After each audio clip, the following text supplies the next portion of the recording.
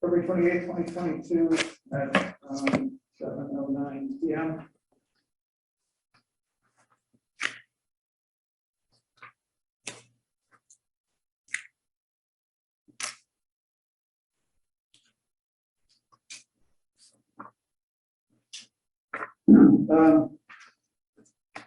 Let's see. The meeting is being broadcast on local cable TV and recorded for rebroadcast on local cable channels and on the internet. The meeting is also accessible by remote participation. For those who are watching this on cable right now and they prefer to go online through Zoom, you can come in by phone or on the internet. By phone, we got 646. Ask you about 8656 with a meeting ID of 822-8593-0889 and the passcode 547240. And the meeting ID and passcode would be the same if you're trying to go online.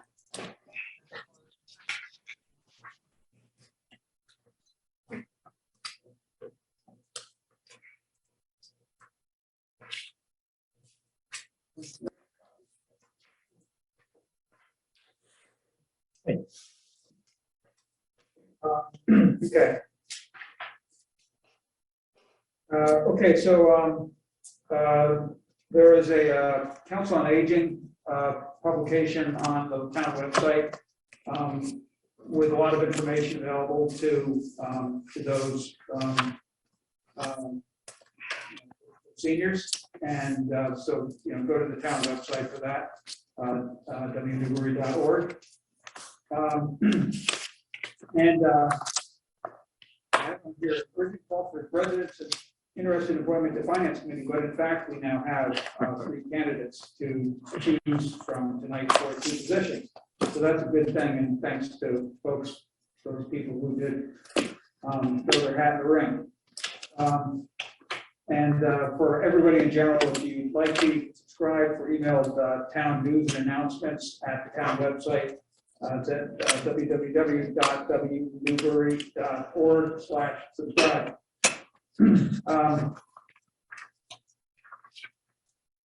Okay, so Chief Durand, looks like you have for regular business, the first item is request for appointments of reserve officers Edwin Tanola, yep. Victor Munoz, and Dean Bryson. That's correct.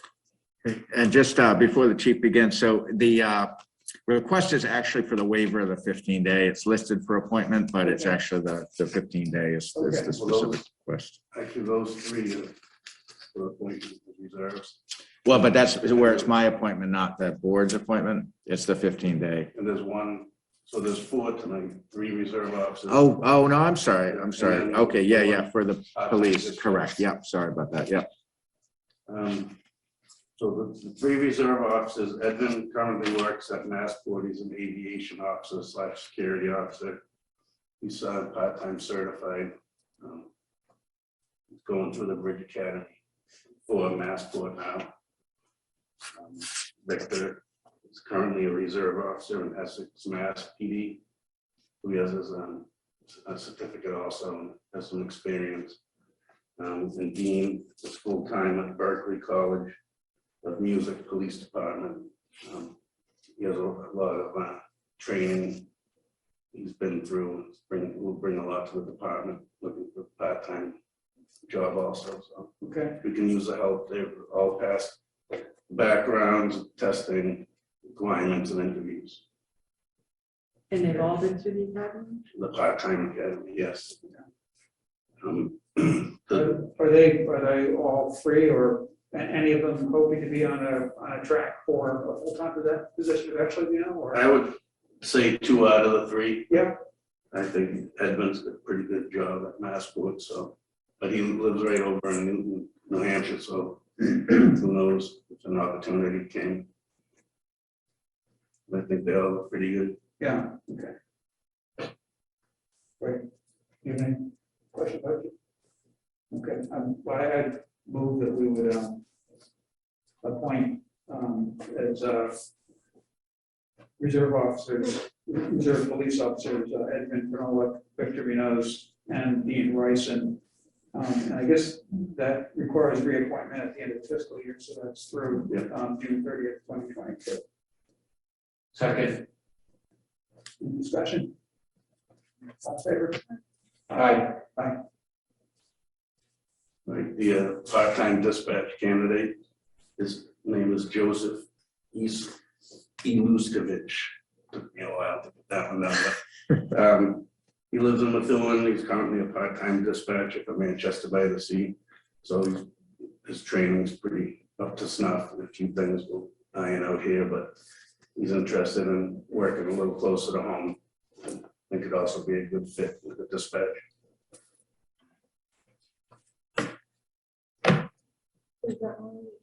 Yeah, I just looking. No, it's not. That was an oversight on my part. So No problem. if, if you see fit, you could vote to add it to the agenda Yeah, and that's take up what we need to question. do. So, yeah, I would move that we add appointment of a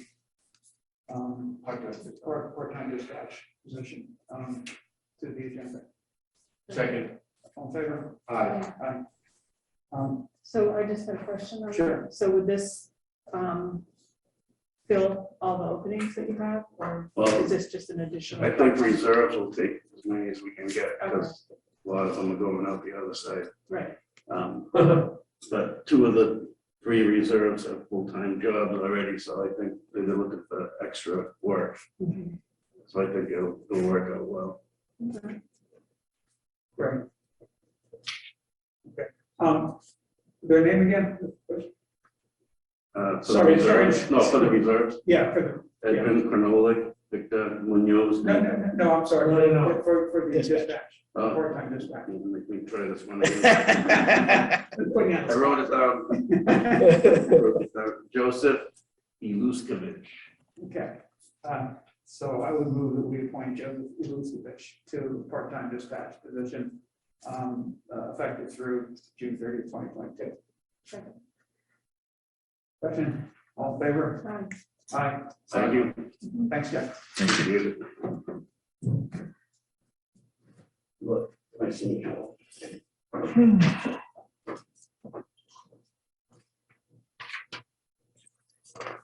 Okay, so we have 2 positions for FinCom, and happily we have 3 people who have put in applications for those positions.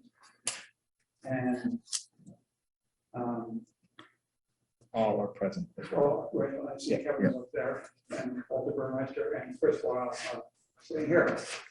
So great. Well, obviously, we have a need, and it's great that you stood up. Does anybody have any particulars they care to share? Yeah, well, I think we should be aware of what we're doing. So I know Rick, but most of you, and just for the record, I'm Chris Weil. I've lived in town for 28 years, which I guess is still defined as a newcomer. I've been on planning board, like a school committee, comprehensive plan committee, board of appeals, cultural arts, a half dozen different land acquisition study committees in town. I've taken a break over the last 3 or 4 years after getting on school committee. Time to look at something else. I thought FinCom would be a good option. I was previously retired about 10 years ago. I worked in the architectural millwork business, which at the time, the shop in New Hampshire was the largest architectural mill shop, and I was in charge of sales and estimating. And we did about $20 million a year, so I'm fairly familiar with numbers and being precise with them.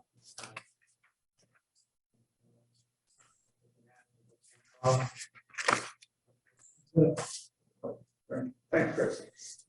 Okay, I'm Walt Burmeister. I've been here for 6 years now. I'm an electrical engineer, a bachelor's in electrical engineering, a master's in engineering.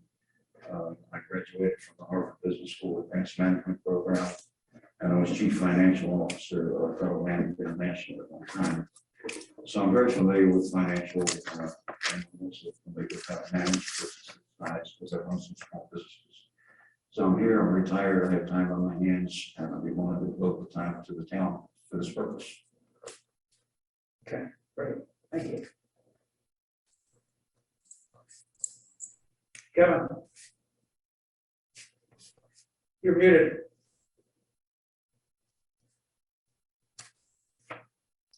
How's that doing? Great. Terrific. Yeah, Kevin Bowe, 14 Maple Street, 20-year resident, involved in, I guess, most of the Cable Advisory Committee officially. Knew that there was 2 positions open, and wanted to certainly throw my hat in the ring for to alleviate that. I know I spoke to the Board of Selectmen just a few weeks ago or a couple of months ago about my interest in the Housing Trust, which is truly where my interest is. I know I'm currently on the Cable Advisory Committee, and if I do get appointed to the Finance Committee, I know that I'd make a decision because I want to be on the Housing Trust of what I'd give up in that mix. I certainly want to help the town, you know, with the 2-person vacancy. I wasn't aware of the enthusiasm that this response got, which again is great with the enthusiasm you got with the Housing Trust Amendment Committee. So hopefully this is a good sign.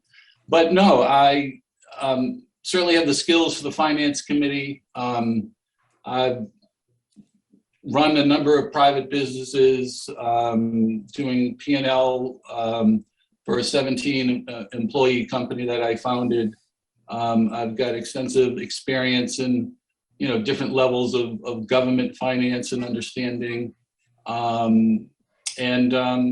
You know, I would very much appreciate the opportunity to help the town.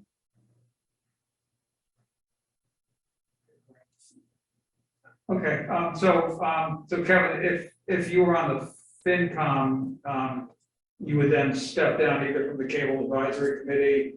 Yeah, I know there's a limit of 2. You know, honestly, I became aware that there was 2 other candidates about, you know, 5 minutes ago. So I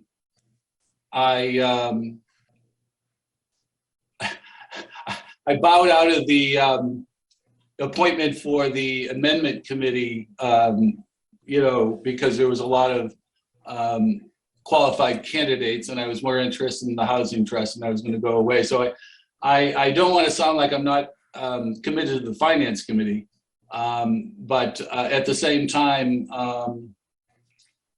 I want to be on the Housing Trust, and I will admit that the Finance Committee and the Housing Trust would be a pretty significant commitment. You can't, a Finance Committee member cannot be on any other committee. Yeah. That would you know, I certainly threw my hat in the ring, thinking that the Finance Committee needed to get bailed out for the spring town meeting. So fortunately, I'm wrong on that. You know, but I don't want to, you know. Yeah, I know that there's no guarantee I'm going to be on the Housing Trust either. So I don't know quite what to say other than my name's on the for consideration, and I think I'd do a good job on the Finance Committee. And this is the horse in front of me. So, you know, yeah, that's all. I guess I'll any other questions. Okay, great. Thanks, Kevin. Appreciate it. Do you have any other questions?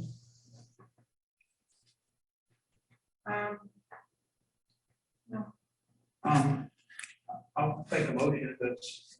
Chair doesn't, but yeah, I would make a motion to appoint Chris Weil to the Finance Committee for the position that runs through 6/30/2024. Great. The 2023, I thought there was one Both that. these are both 2023. I've They're checked. both, Yeah, okay, yeah. all right, so for. They're both just a few months. No, Okay. no, 23, 23. like 16 months. 23, Yeah. okay, 4 months. So appoint Chris Weil for one position that expires at the end of fiscal year 23. And I would propose to appoint Walter Burmeister to the position to the other position that runs through 6/30/2023. All in favor? Or any discussion? I would like to separate those motions. Okay, then can you consider that as two separate motions? Okay, so all in favor for the appointment of Chris Wow? Aye. Aye. Aye. Okay. All in favor for the appointment of Walter Burmeister? Aye. Aye. Opposed?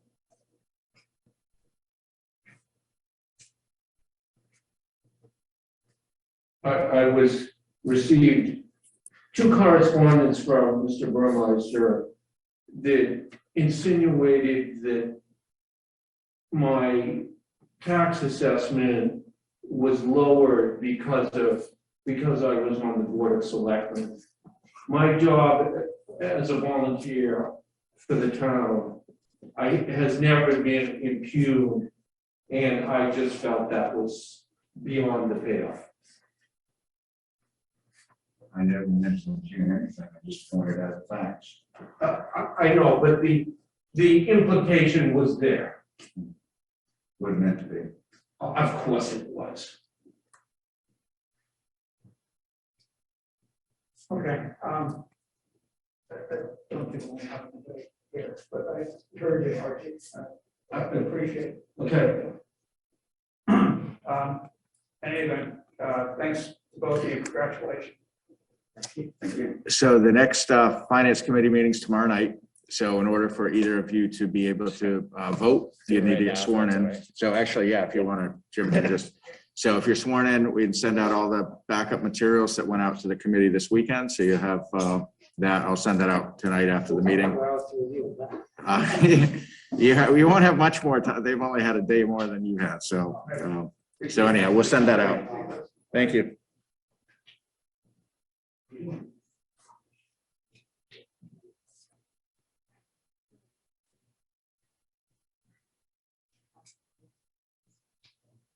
Let's see, Linda is here, maybe we should take her item out of order. I mean, I don't mind waiting, I know it might be a while. Yeah, there's a handful of things, so maybe it seems to me to make sense. I had advised that it would probably be 7:45 or 8 before that topic would come up. Yeah. So whereas Chuck's been on our agenda for quite a while. Great, okay, then, yeah, then we'll move on to, So, I mean, I think item C, if there's no one here for, we could skip over, but, or it should be very quick, item C. yeah, well, let's skip over and we'll go, because maybe somebody will appear. Okay. We'll go on to item D. So we'll take item D out of order. And that's a presentation of the FY23 Essex Regional Retirement System Assessment by Chuck Costro. Hi, Chuck. Hi, thank you very much for inviting me tonight. If it's okay with you, I'll just jump right in. I know Angus and I have had some correspondence back and forth and tried to answer some of the questions that I think you've had. And I'm happy to expound on those a little bit more this evening. I think if it's okay, I'd just like to. Archie said he's having. Oh, sorry, Chuck. Let me just turn you. Say something again. Can you hear me now? Keep going. Yep. No, just so I can get the volume right. Sure. Yeah, we're good. Yeah, we're all set. Yeah, just had to turn our speaker up a little bit. It wasn't a very articulate introduction anyway, so I didn't miss anything.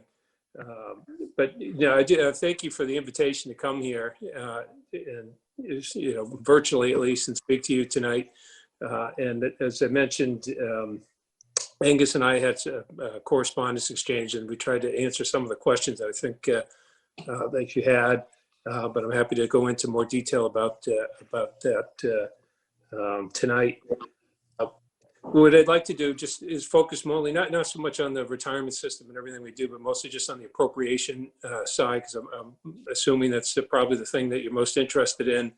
I spent a few years as town administrator in Newbury, so I've been on the other side of the table, and I know how important this item is in people's budget every year. So just, I think, as you may know, all Massachusetts public pension systems are required to be fully funded by 2040. So we all have to come up with a funding schedule that gets all our unfunded liabilities taken care of by that time. Most systems do it, have a full funding deadline that's earlier than 2040. Ours is 2035. And we did that so that we'd always have a little leeway in case there was ever another bad period of time like we saw in 2008, and we would have some flexibility to spread out any unanticipated costs. And most retirement systems do that. So as part of that process, every 2 years, we have an actuary come in, and every retirement system is required to do this. And they do what we call a valuation study. They look at all our liabilities, all our assets. They make certain assumptions about how the retirement system's investments are to go, certain assumptions about how long our employees are going to stay active, when they're going to retire, how long we're going to be paying them benefits. So it's a comprehensive study of the system. And then they arrive at what our assets are, our liabilities will be, and then we come up with a schedule that will pay down our unfunded liability until we get fully funded. And as part of that schedule, it sets an appropriation for each fiscal year. And in that schedule, there will be an increase for that appropriation built into it. And in our case, for the last few years, it's been about 7.5% of an annual increase, roughly. Fiscal year 23, and the current funding schedule is actually the last of those 7.5% increases. And then it drops down to 6 for a few years, or about 6.5. And then as we head towards the end, it's supposed to drop down to below 4. We're just today, actually, at our meeting today, we had our kickoff meeting with our actuary to start the 2022 process. Our last valuation was in 2020. And so we're going to be updating that schedule. But based on our meeting today, we expect it to be very similar to what the present schedule is, unless there's some surprise that we're unaware of. But I think we're all feeling pretty good about our investment performance of the last couple of years. So we're hoping to have a good review of where we are financially in terms of our assets. So once the funding schedule is set and there's an appropriation set for our system, we then have to divvy that up amongst all our units. And by law, it's supposed to be based on what each unit is currently paying those employees who are members of our system.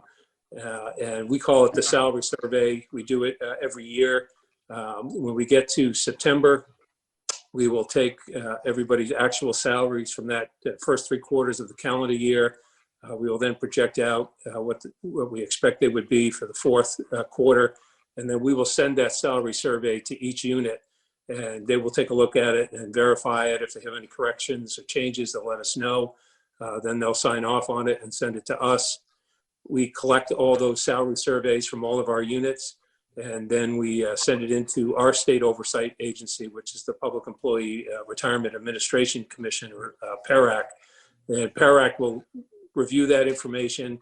They will determine each unit's share based on what their percentage is of the total salaries.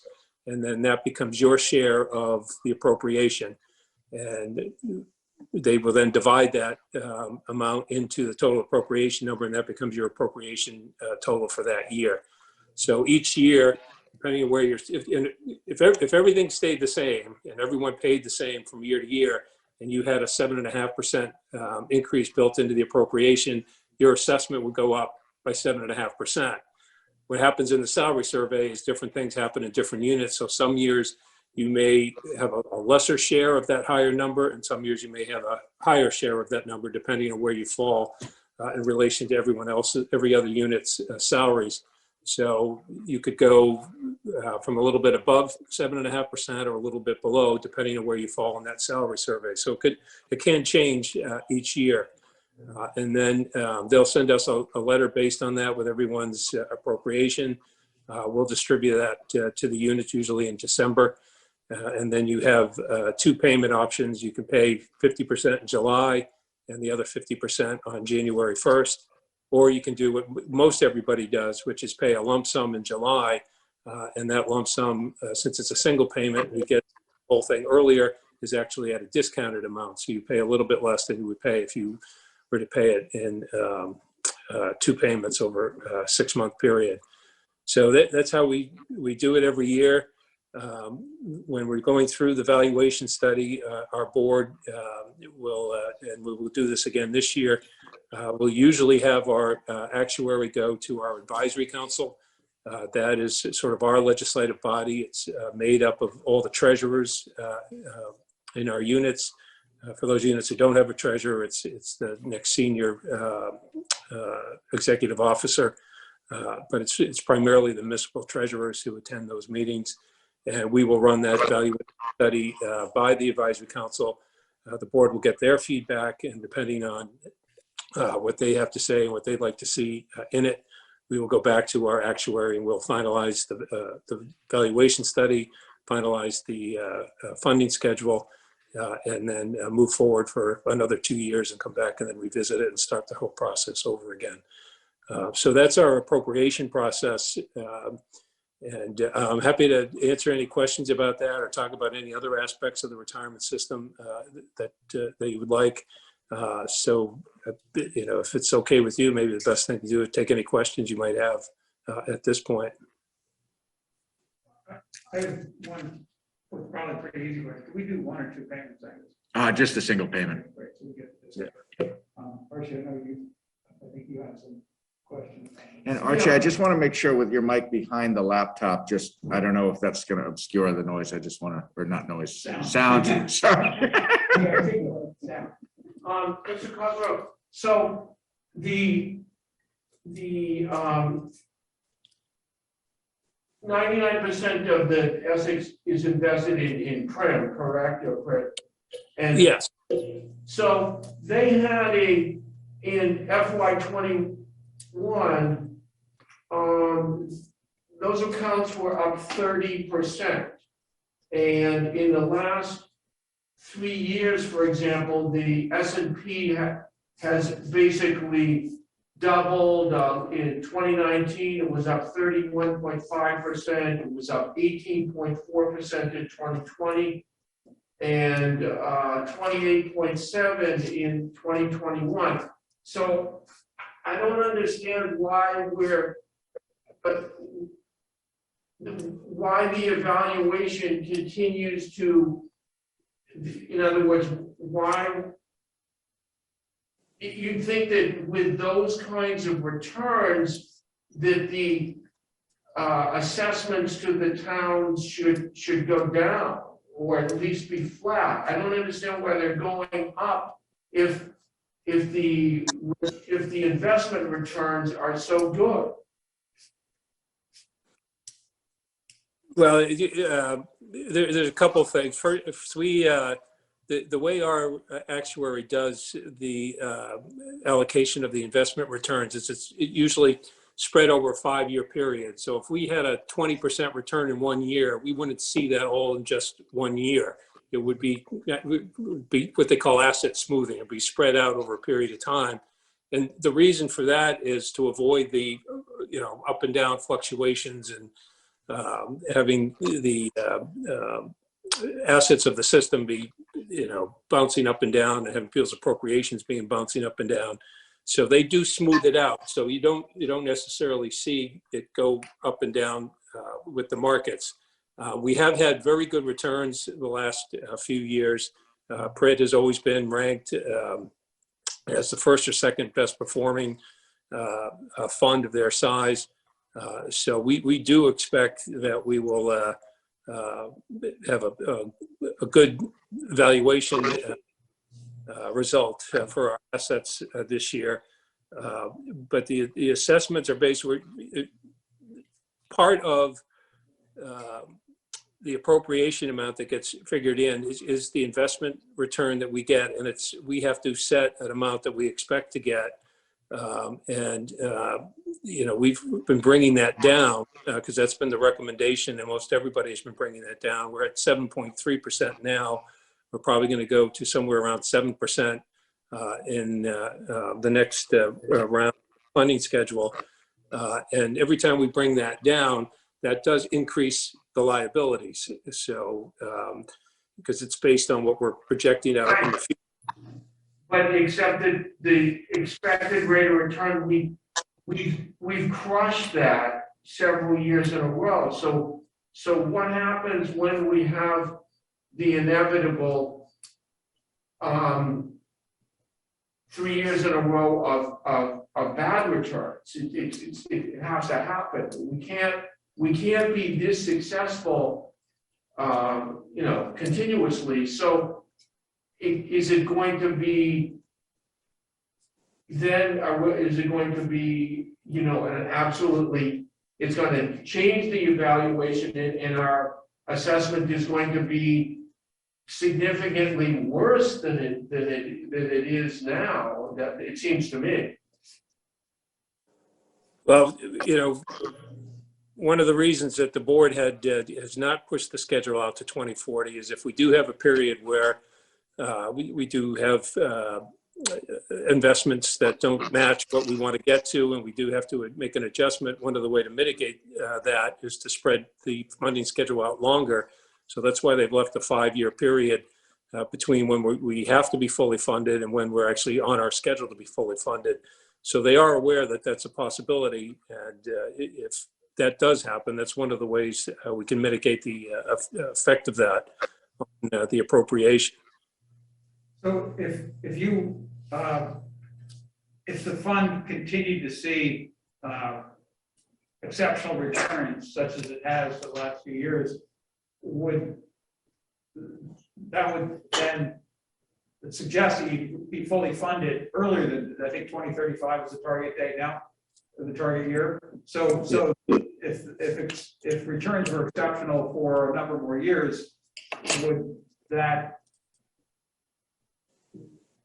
that change your target date? Would you pull the target date in, reflecting those improved returns, or would you substantially reduce contributions? Well, that would be an option to consider. I think their plan now is to keep it at 2035 and adjust, the appropriation as necessary. And if we can lower the increases each year, I think they would be inclined to do that. They haven't really talked about shortening the schedule, but that would be an option if things were turned out that well and we were paying it down even faster than we anticipated. And that's why we do the valuation every 2 years. That's one of the assumptions that the board has to decide is what year do you want to be fully funded. They have stayed pretty consistently with 2035 and have indicated that that's what they would like to do. And if there was an option, and I can't speak for the board or what they might do in the future, but I think they would be looking to minimize the increases in the appropriation and stay with the 2035 date.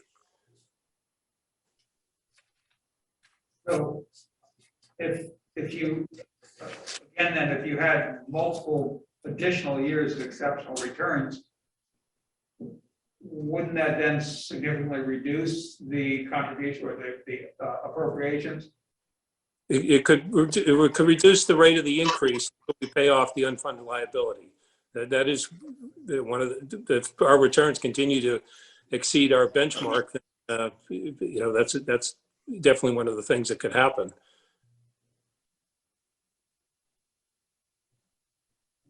Yeah, I mean, I think from the town standpoint, I think budgeting is going to be a major issue. This year was sort of a big nut to crack, or is a big nut to crack. And so, wondering what we need to do to project for future years. Well, the schedule now calls for it to drop to 6.5% for the next few years. But, we'll know exactly what that will be when we finish this round of the valuation study and have an updated funding schedule. So we do that every 2 years so that, anything beyond 2 years is a plan, really. It's not an actual thing because it can be adjusted. So, we usually tell people if you're projecting out, we should follow what the funding schedule says. And in this case, the funding schedule has it going to 6.5% after this year. But that 6.5% is the average for all units, correct? Correct. Yeah, okay, so if our aggregate salaries exceeded the average, then we would be above average in the in our cost, In our increase. Yeah. Right. Yeah. That's correct. Yeah. Which is, I guess, what happened this year. Correct.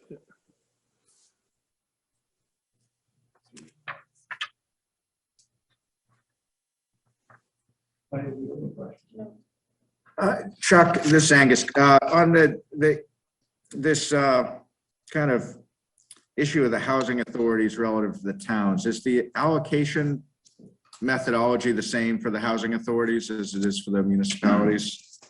Yes, it is. Yep. So this Nahant, was that like not a good example to use where it seemed like their change in salaries was right about West Newbury, but their appropriation was proportionally less? Well, Nahant, this is down in the weeds stuff, but they had a early retirement incentive that they're paying off, and that was added in to their total that was used in I think the calculation that you used. If you take that part out, Nahant, like almost all of the other housing authorities, went up just about the 7.5%. And the reason for that is they're so small. Most of these housing authorities have one employee, and their changes in salary within the unit might seem significant, even though it's small dollars. But in the grand total of all the salary survey, they're really, really small. And so almost every year they tend to go up the same amount as the average for the whole funding schedule. So if it's at 7.41%, they tend to go up by 7.41% every year, just because their salaries are so tiny. They really don't have any effect anywhere else on any other system. There's only a couple housing authorities that have staff of more than 1 or 2 people. If you look at units that are similar to West Newbury, like other municipalities or a couple of school systems, they're around the same share. It mirrors pretty much what happened with West Newbury this year. Those that had an increase a little bit above what the salary amount total was for everyone tended to have an increase that was a little bit above the 7.5%, just as what happened with West Newbury. So I think that the short answer to your question is that on the housing authority, they're just so small that they really don't have much of an effect one way or the other. They tend to go up the same amount as the amount of the total appropriation in the funding schedule. That's very helpful. Thank you.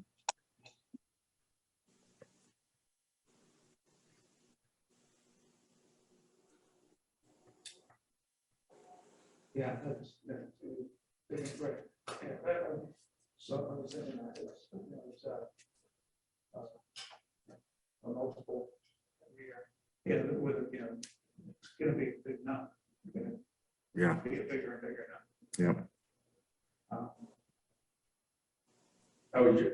I just wrote to Rick that if we just pick 7 as the increase per year, our assessment will double in 10 years. Yeah, yes, 1.07 to the 10th power. Yeah. I'm sorry, I didn't catch all of that. Oh, we were just talking about the multiplicative nature of the increase. Oh, So okay. if it's 7% increase for 10 years in a row, 1.07 times 1.07 times 1.07. We're looking to double in 10 years. But Even without salary changes. right, yeah.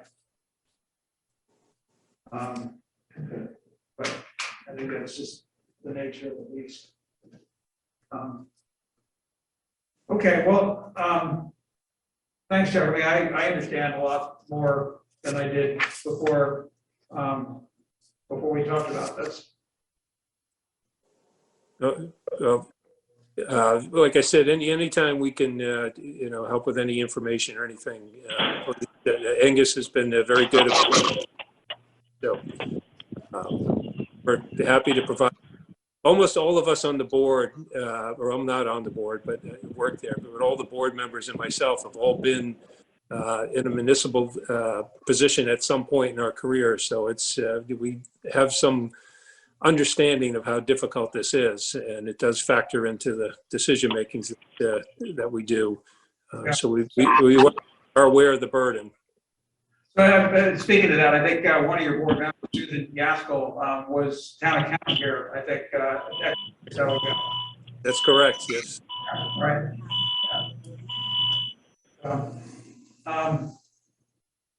Okay.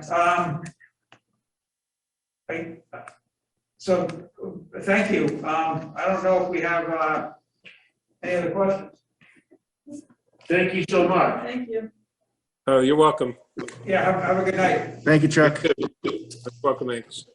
Yeah, all right.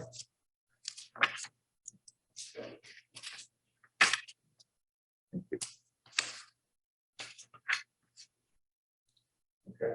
All right, so we did jump over Port Blair before. We're at 7:50 and Linda's here, so we'll just flip those. Linda, do you want to? Okay, and I think we have Annie Madden as well on the line. Annie will join us on Zoom. Okay.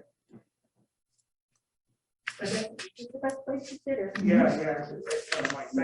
Move formal.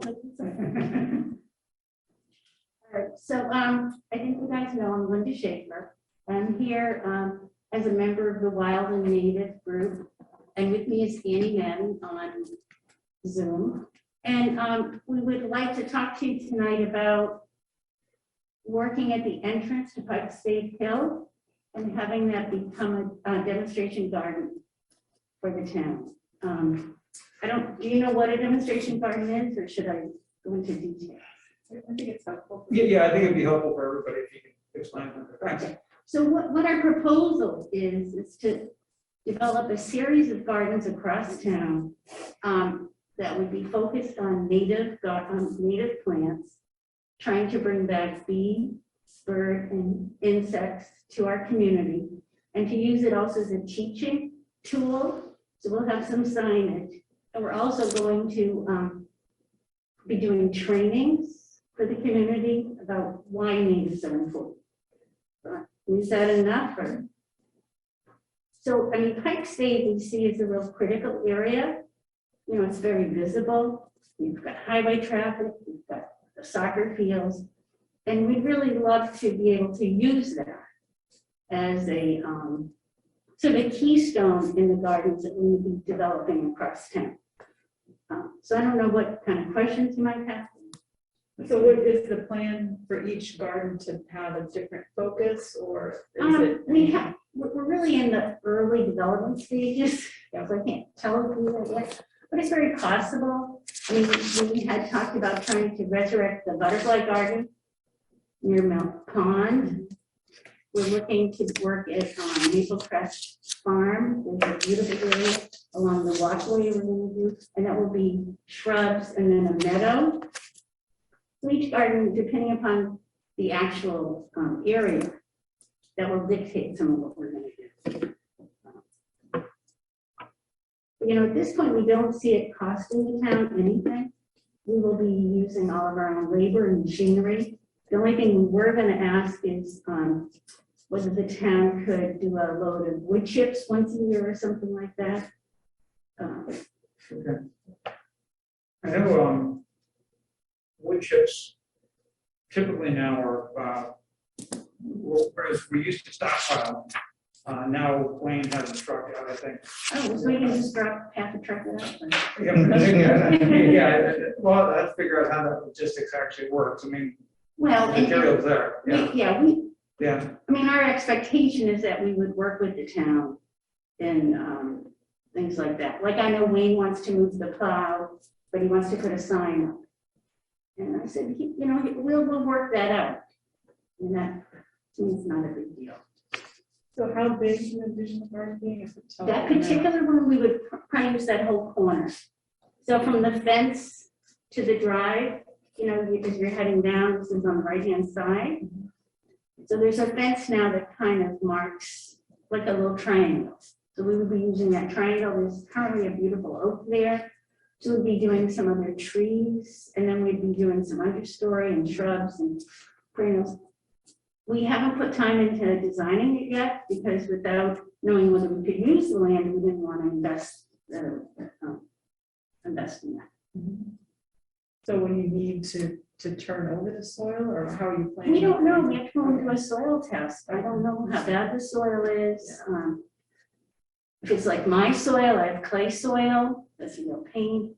We're aware of the salt that we have to worry about along the road. Our hope is that we're just going to dig holes. But this is a multi-year process. This is not going to be a one and done, you know, it's evolution with art. How far back from the road will it be, do you think? Well, our plan, I think, we're gonna have a site visit if this works out well. We would go right up to the fence. Because that's a great definition. Yeah. And I think, when you think about driving into that area, it's really lovely to be able to look at something that has all season interest. Like we'd love to have some things that have winter interest, spring and summer and fall. Yeah. You know, thinking about it being near the road at that entrance or exit from Pipestead, because one of the things we got to just be cognizant of is visibility, That's right. that the plant's not negatively impact what's already a pretty poor visibility intersection. And, you know, there will be, you know, there's a study being done right now on that intersection. Mhm. And so, you know, what you do should be informed by the study, I guess. And I In have, terms of how it impacts the. How close it gets to the road, because we don't know what the recommendations of the study are. Are they gonna even want us to sort of change the curb cut of the road into Pipestead? We have no idea, but we're putting a lot of effort into that for safety reasons, so we don't want you to build something and then they say, it's this corner is gonna have to go. So I think Rick's point is well taken, that it's just a coincidence that it happened at the same time, but the study will be done in you know, this spring. Yeah, it has to be done by June 30th. Yeah. and I've sent them a copy of this when they were asking for Yeah. comment. Okay. I just sent it to them saying this is our proposal. Didn't say whether it was accepted or not, but I wanted them to be aware that ideally, Yeah, in a way, the timing couldn't be better. we want to work in concert. Yeah, the timing is really good. That's great. So you did send it to the I vendor. did send it to them. Perfect. That's awesome. Okay, Thanks. that's good. Yeah, and you know, all of this will take time, but I appreciate what you say about the visibility. I mean, I would think we keep things pretty low Yeah. here, but, Yeah, I mean, I guess you typically anywhere with landscaping, you kind of taper things back. Or yeah, so, but I think what Archie said is important. If they were gonna change that curve, we would have to know Yeah. that. 'Cause that might eat into the garden space. but chances are you wouldn't be planning these things before the end of June anyway, so we'll have that information well before you're actually, you know, when you really start to think about it. Right, I mean, what ideally we'd love to do is do a site visit and start looking at, there's a tree behind the oak, assess that, assess the tree on the other side, and maybe talk about, well, we'd start at the fence out. So I think we'd be kind of safe starting. And as I said, I think this is a multi-year project. Great. So, I mean, Anybody else have any other? No, it sounds great. I'm very Yeah. interested. Yeah, I mean, I think the whole project will be great, having demonstration gardens across the town.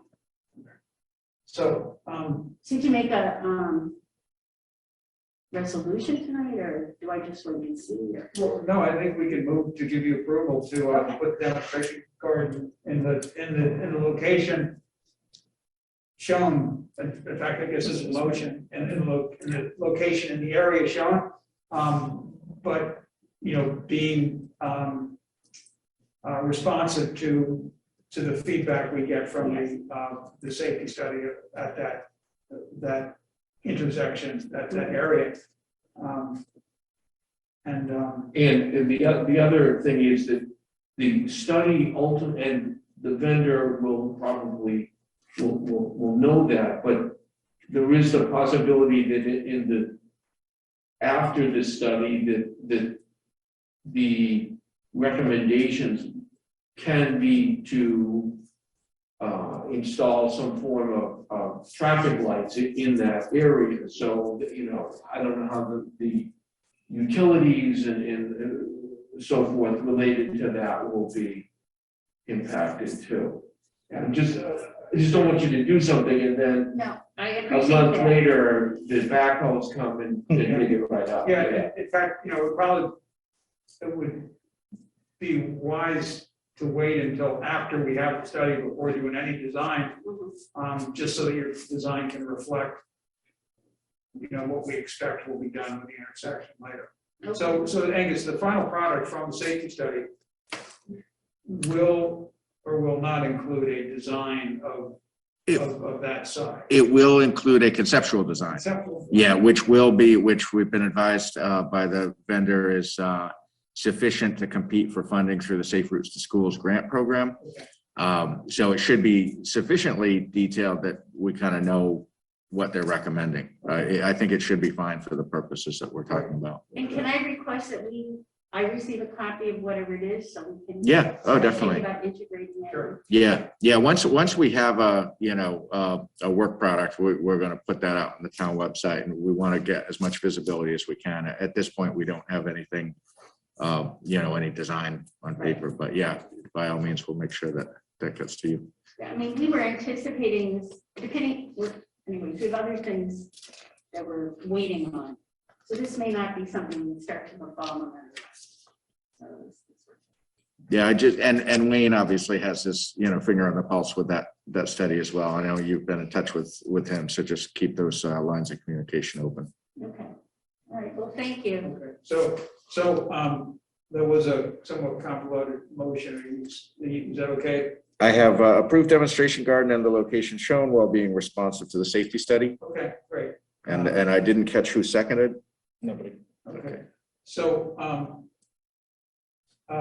I have a question for Jim before the vote. So I have personal interest in WN2, not in this particular effort, but I attend most meetings and, consider myself to be part of the, in some way informal group. Should I abstain, or is it okay for me to vote? Are you getting? I have no economic interest. I was gonna say, you're getting any financial. There's no economic interest, other than what I've contributed of my own funds.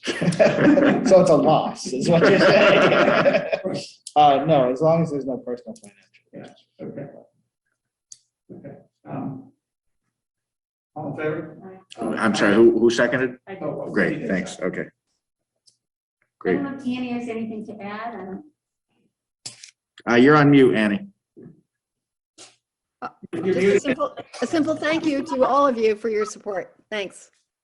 Excellent. Yes. Excellent, thank you. Linda. Great. Excellent. Thanks for coming in. Oh, yeah. It was late. It's past my bedtime. See you later.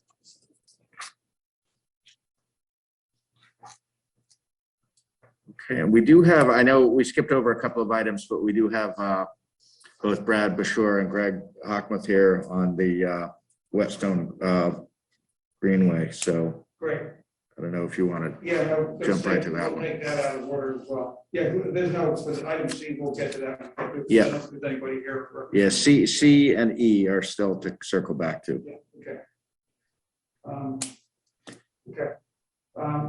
So item G is an update regarding the Whetstone Greenway project. Hi, Brad. Hi, Rick. Hi, everyone. I'm in the car right now, picking up my daughter from an enrichment program. But I think the purpose of this item here is for the select board to review the plans in order to authorize Angus to sign a notice of intent.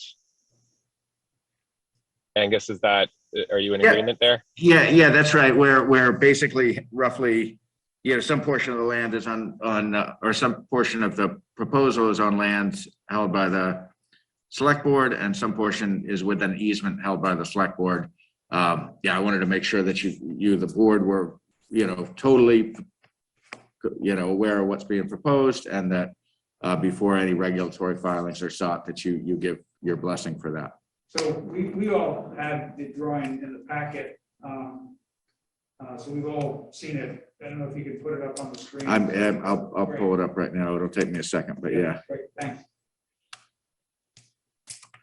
And Greg is with us. He is the wetland biologist, wetland scientist. I'm not quite sure how to refer to him, but he is the volunteer the town has secured to prepare the notice of intent, and available for any questions or summary the select board may wish to receive. Hey, everyone. How you doing? Good, thanks. Great.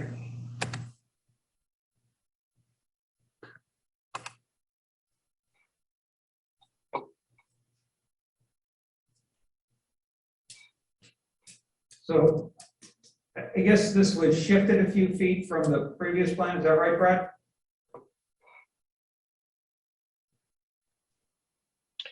This alignment has the least impact on existing vegetation. We are proposing a roughly 1-to-1 replication. Typically the Conservation Commission allows for the board spacing of the decking to be, I can't exactly remember the distance between boards, but what that does is it allows more light to get to the ground. Here we need to tighten that spacing to meet architectural access board requirements, and therefore we are shading the wetland and do need to replicate. The two approaches to the long boardwalk are they kind of wind down the slope to make the grade of the path less than 5%. If we go above 5%, we need handrails and landings every 30 feet, and we can only drop it max 1.5 feet per 30 feet of run.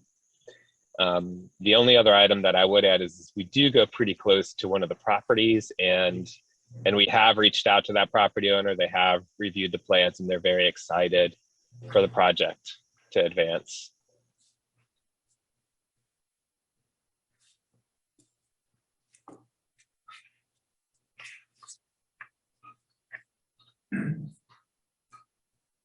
So Brad, is the structure over the stream the same as the walkway throughout? Or does it use a Yeah. different? Yeah, it's the same strategy. And that's going to give enough height over that stream? Yeah, I think so.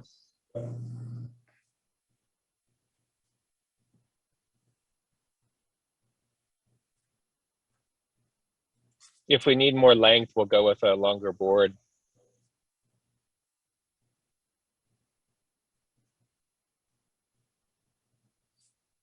You mean a longer stringer? Joist is what I would call it. Okay. Yeah. Joist. Okay. Yep. Right now, 8-foot lengths are less expensive than 12-foot lengths. Yeah.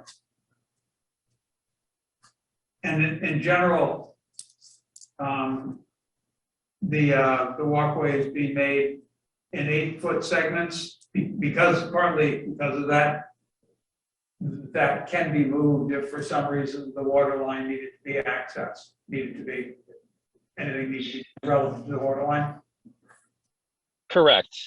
There's this structure would be constructed using wood screws or I don't know, some other type of decking screw, and then the joist attached to the mud sill using L brackets, and those L brackets would all be attached using screws.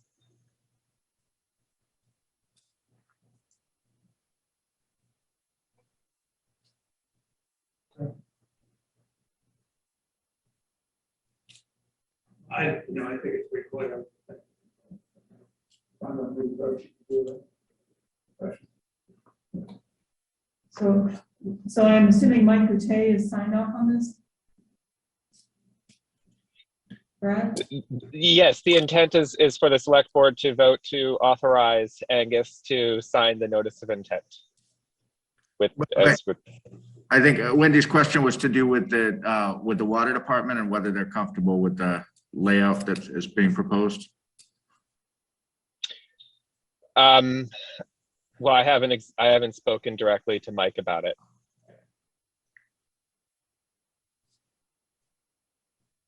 Wendy, did you mention, we looked at this drawing before this current version, and didn't you say that there's actually a parallel line in there? Do I remember that right? Yeah, when I was out there with the conservation agent, it appears that the water department has actually secured some redundancy. When they went in and installed one line, they installed a second line, and those lines are stubbed at either end of this area. And currently there's just black corrugated pipe hiding the what I assume is a 2-inch copper line. But I think it's important to note that this easement is non-exclusive. So despite the water commissioners, if they object, they don't have legal standing to stop it. And I would just add that there are pipes under roads throughout the town, and this is a lot less effort for the water department than tearing up roads and patching them. The other thing to note is if we do shift it, there's a lot more impact on the resource area. So was the location of the water line on this map updated? I mean, the last time we discussed it, I thought it ran right down the middle of the easement, and this shows it pretty much crossing the easement to the other side. Yeah, this is the best available information, Wendy.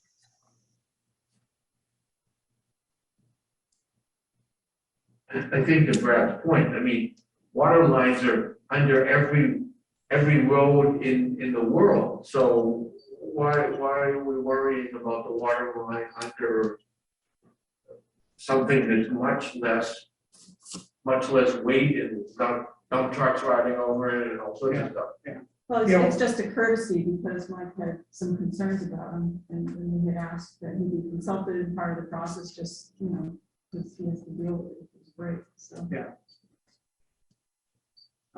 It is done in 8-foot modules that can be readily detached and moved. Without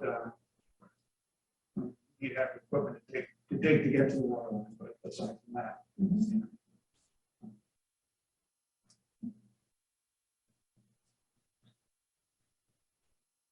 So Brad, when would you anticipate, assuming the board gives its okay, when would you anticipate filing with Concom, and what would you anticipate for a timing for like a notice of intent? We're early March. I would assume that it would probably, my goal is to have this permitted by the end of the fiscal year. There's no rush here. It's just, so That's the intent. Yeah, so is it, obviously you won't know this absolutely until you have, I guess it's an order of conditions that you would get from the Concom. Would there likely be a limited time of the year that you could, that it could be constructed? The best time to seed is right around Labor Day. That's really the sweet spot. Soil temps are great. The weed seeds we're beyond that risk. So it's a great time to get vegetation established. So I would try to time it, time construction so that we're seeding right around Labor Day or shortly thereafter. That said, the funding available to do this work probably isn't enough to cover the amount of work involved in procuring the lumber, building it, and then doing the grading for the approach paths. Okay. Brad, would you anticipate holding off on site work until it's fully funded, or doing it like in stages? I would defer. Yeah, I would defer to the town on that. I think that the one thing that you could do is perhaps do the wetland replication first. But at the same time, I would kind of hold off, just because segmenting the project in the bidding phase it's just more work for the town. 2 contracts, 2 things to manage, that type of thing. Yeah. So that all being said, then it's not something that would actually, we're not funded, and we won't be adequately funded to build it this year. So it would be a next year kind of, or some subsequent year kind of project, correct? Yeah, that sounds about right. Yeah, okay. All right.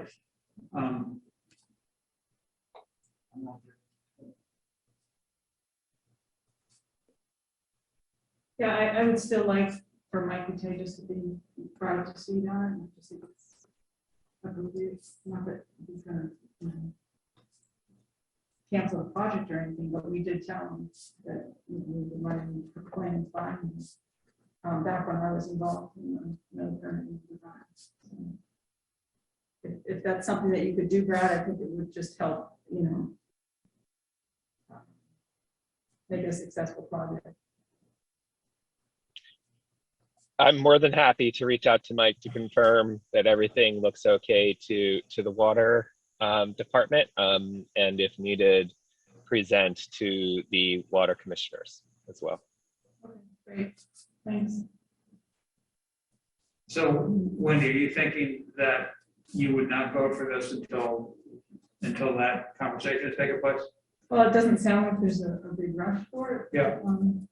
We had talked about this before, so just want to make sure that happens. Okay. So just so Greg doesn't have to come back again unless he really wants to. Were there any questions?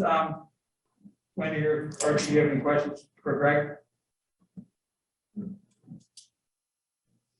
Greg, I guess who would have long-term monitoring or care responsibilities for the replicated wetland? Would that be DPW or? Yeah, so that's a good question. Typically with any type of wetland replication area that we do in West Newbury, I know the commission likes to see at least 2 growing seasons. And, that used to be March and September, but now it's 2 years. So 2 complete years of making sure the plants survive. But that's something we're willing to do for the town at no cost, is monitor this. We're going to help with the notice of intent application, and Brad and I just need to tweak the design a little bit just to include the type of plants we're putting in, construction methodology, a little bit more detail. But we do have the NOI pretty far along. We've got a pretty firm draft in place. The only thing I need to do is finalize the narrative. And in this situation, it's a little different because it makes more sense to locate the path and boardwalk more closer to the wetland, and in some instances within the wetland rather than the upland, because moving it over into the upland would require clearing vegetated buffer that's in great shape. So I do think it makes sense to get the water department's blessing, but I do think where Brad has it makes the most sense just from knowing that path. But to answer your question, I think 2 years is probably what we'll have to do to keep an eye on that replication area. And during that time, you know, any invasives that try to populate the area would be hand pulled, and reports would be submitted to the Conservation Commission, probably a total of 4 reports over 2 years. Great. All right, so, you know, I guess if we don't vote on this tonight, then next time, hopefully you know, it'll be fairly short. You know, assuming that there's a conversation with Mike Boutte and if necessary, Board of Commissioners. Can we just make the vote contingent on? Okay, I thought you were, I thought you weren't. No, I just want to make sure that Mike Bryan can do it, so if we just make the motion contingent on that. Sure, you want to go ahead and make one, that'd be great. So what we're offering, moving to give approval for town use or just for you to sign? I think at this point, just the permitting, and then I would think, you know, before work would begin, I would think it would come back, just so that you, in case there's any curveballs out of permitting or whatever. We haven't really dealt with this quite, you know, much before in terms of work on town land. Yeah.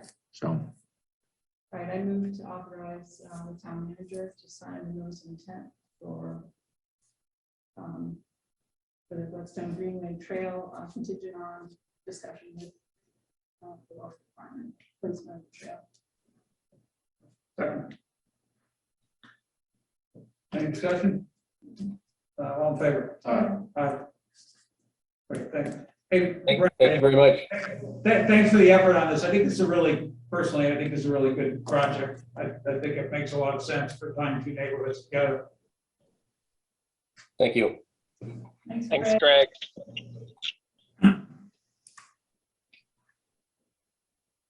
Okay, we've got Brad on again for the next item. The prior, I don't know if it was the last meeting or one of the last 2 meetings, there was a brief update on town meeting articles and the CPC proposal that's currently pending for site analysis and master plan for the Bachelor Street Cammett Park. And at that time, the board had asked for Brad as the proponent to just you know, come in to talk about what's being proposed and why and that kind of thing. So Brad, if unless the board has specific questions, do you want to just kind of go through the proposal or I'm going to ask the board to take me later in the agenda so that I'm out of the car. I should be home in about 20 minutes. I think that's Sure. More respectful to everyone. Yeah, sounds great, Brett. Yeah. So all right. So we'll look for you when you're back online. Thank you. Thanks. Bye. Bye-bye. Thanks. So Rick, since that was sent as a different packet because of file size, I just need to pull it out of my sent mail so I can have it ready to a screen share when the time comes. Lost your mouse.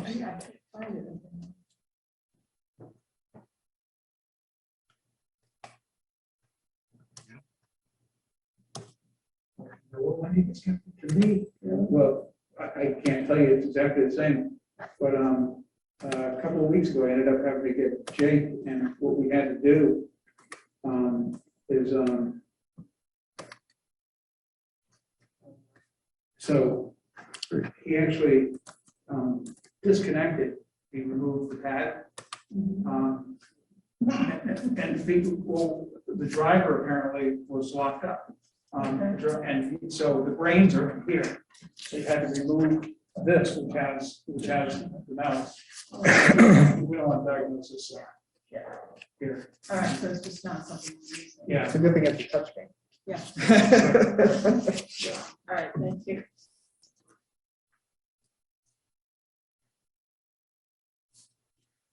Okay, so H and I are with Brad. So do you want to circle back to items Yeah, C go back and to E? C, and just, so this, request for a fee waiver or reduction for rental of town hall for youth theater rehearsals.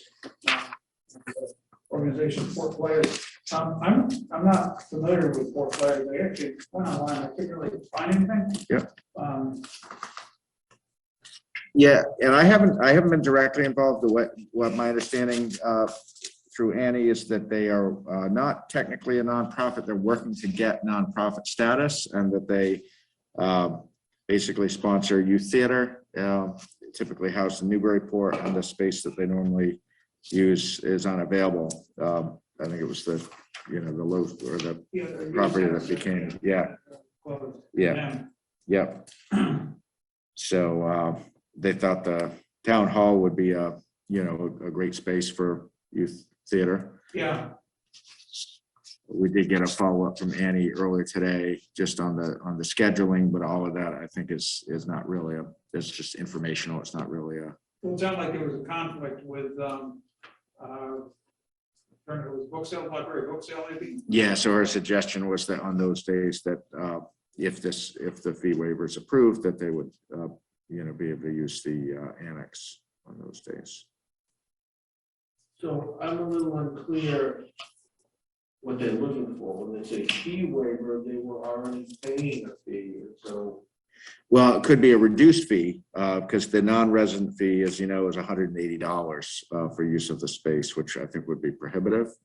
I think they were paying 25. That's right. $25 per Yeah. night. Yeah. So something like that would probably be something they could absorb. But again, I haven't corresponded with them directly. So I just want to know, I don't want, when we're renting these facilities at really low rates, I don't want us losing money. So we have to be aware of that. So is John or someone else from the DPW going to have to go over there and let them in every day or clean up, or what's, how much is, if we could monetize what the costs are, our labor costs, then we feel better about knowing what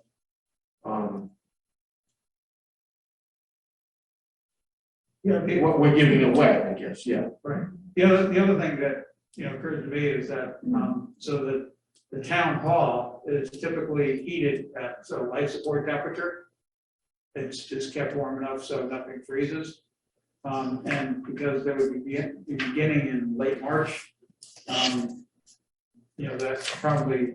That's a good point. Doesn't really work for them very well. So we'd then be heating a space, a very large space, for a short very period. uninsulated. Very uninsulated, very large space for a brief period of time.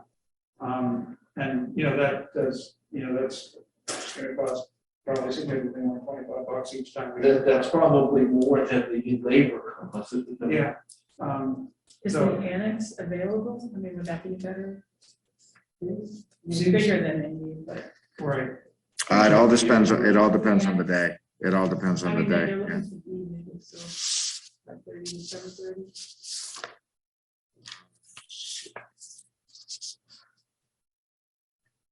Do we know if any West Newbury? Yeah, I was wondering about that too. I'm assuming that it's not exclusive to the report.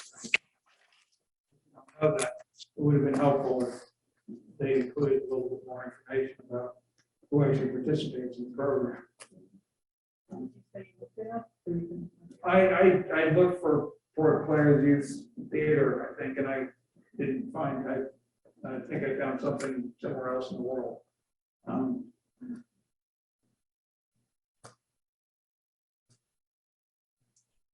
It seems like they're pretty flexible. Yeah. It's a Tuesday or Thursday or Monday. Yeah. So do we typically, I mean, has this been done before? We completely waive the fee? Oh gosh, you'd be testing my memory. I do know, for instance, like with the Red Cross, that's been routinely waived. That's obviously a different kind of user group. I thought we'd gone to start to now charging the Red Cross. Am I wrong? Because, I mean, We had, I know you and I and Annie had some discussions about that. I don't know if that's been formally changed or not. that's kind of built into the model. That's okay. Yeah, they can afford to Yeah. pay. So. For multi-billion-dollar organization. Or not. The CEO makes like 7 figures. Yeah. Makes the town budget.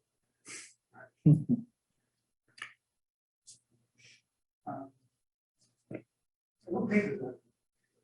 14 or yeah, 14.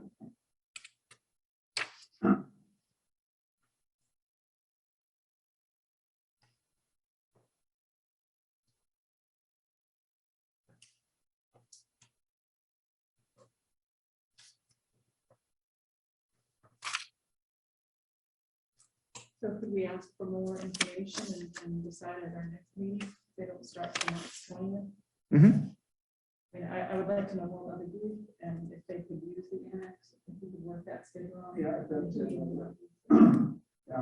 yeah.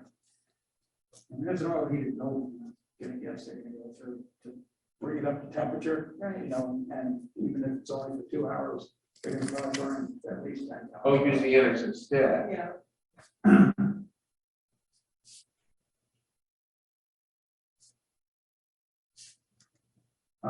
So we know, Angus, we know more about what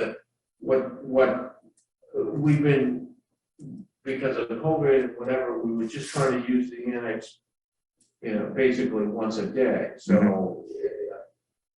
We're gonna have, so what do we think about that? Well, yeah, I mean, we have made exceptions to that. It all depends on the availability of John as to whether he can commit to getting, whether there's enough time between 2 events. So for instance, that's come up with like,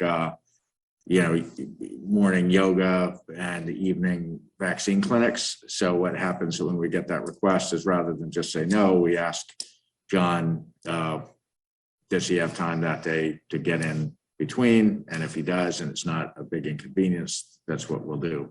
So we have made exceptions to allow for more than 1 event per day. So this is a lot of meetings. It is, yeah.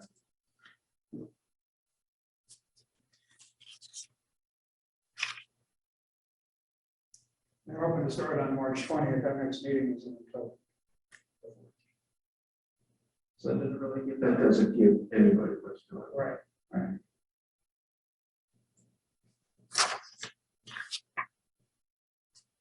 Including us, unfortunately, because I'm gonna have too much information.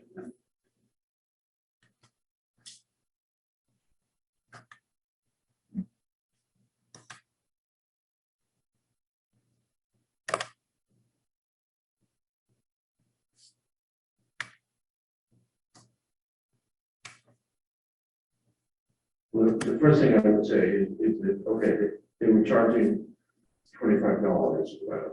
A meeting, I'm assuming, not $25 for the year. No, it's $25 per night. $25 a night, yeah. Right, so it seems if they said there's 30 people, it seems like everyone could at least chip in $1. What can you do for $1? So I have put up on the screen here, this is the annex calendar. So let's see, we're talking March. So this is the week of the 14th. There is a blood drive, it looks like on the 23rd. There was nothing in the evenings this week.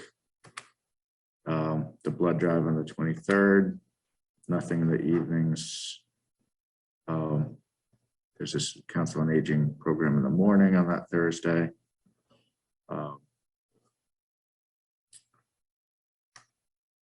And how long are they? 2 hours. 2 hours. 9 weeks. Okay, it looks like she's already put a hold in here for, Oh, for the conflict. yeah, just to kind of hold it until we know. But this gives you a sense of the level of activity. It seems doable. Yeah, that from a space availability standpoint, it seems doable. I think in terms of, what fee is appropriate to charge, there is an impact on staff time. It's not a direct cost because, it's, but it's a diversion of resources. How, for something like that with an outside group, how, or I know this law measure fees, how is access managed? I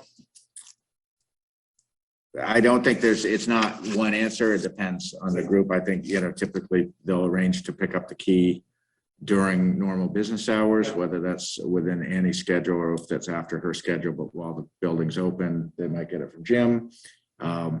And then drop it off presumably the next day, or maybe even leave it in a Dropbox that night on their way out. So it works well. The key part seems to work well. So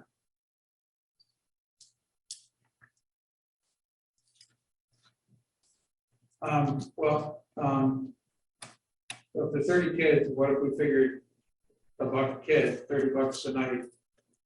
Maybe we don't need to write this down yet. We're just trying to. And obviously that's well below the normal. Well below the norm.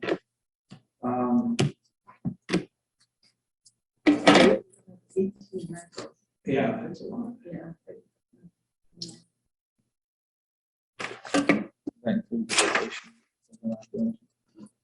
Yeah, it's the 9 weeks, 2 times 2 meals a week. Yeah. I mean, that's the big demand on town cleaning staff and stuff like that, I wonder if they checked the schools. So figuring out things.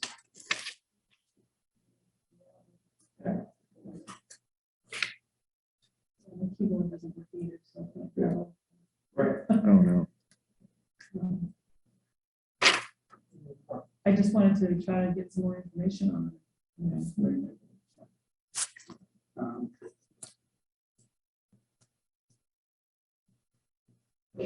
That's why I look for 4 players.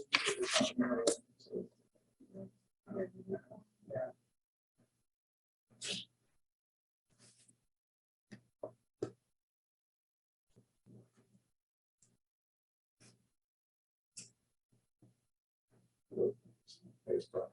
Yeah, I mean, they were in the services building, I think that's why it was so expensive. Right, That's what right. it's for. Right, exactly for this kind of stuff.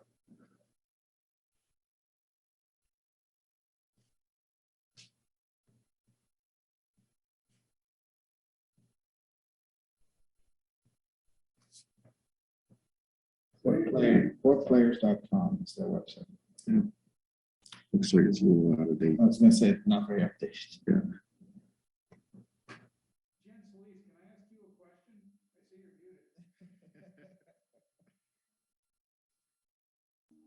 Yes?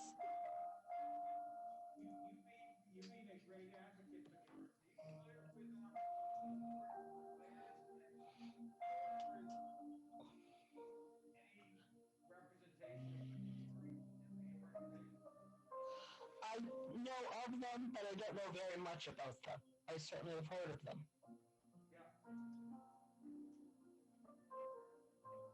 What was the second part of your question?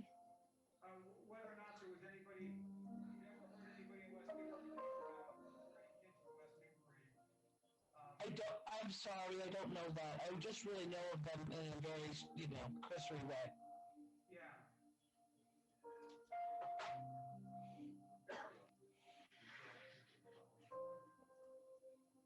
Could you maybe contact the place that they said is condemned and maybe see if there's any feedback on how they were as tenants? Yeah, I mean, that's something that could be done, of course. But that was the Newburyport rec. So they're still in operation.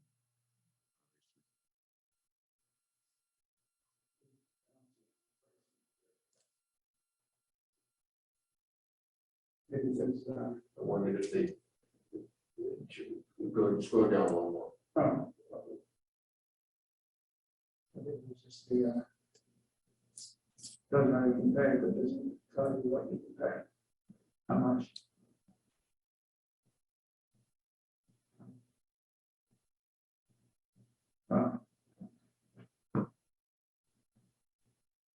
Looking for cash, but I don't think they're list the cash yet. Well, you know, I have some more information. Maybe we should wait until our next, take it up, and hopefully we can get to it fairly quickly. But it would be good to know,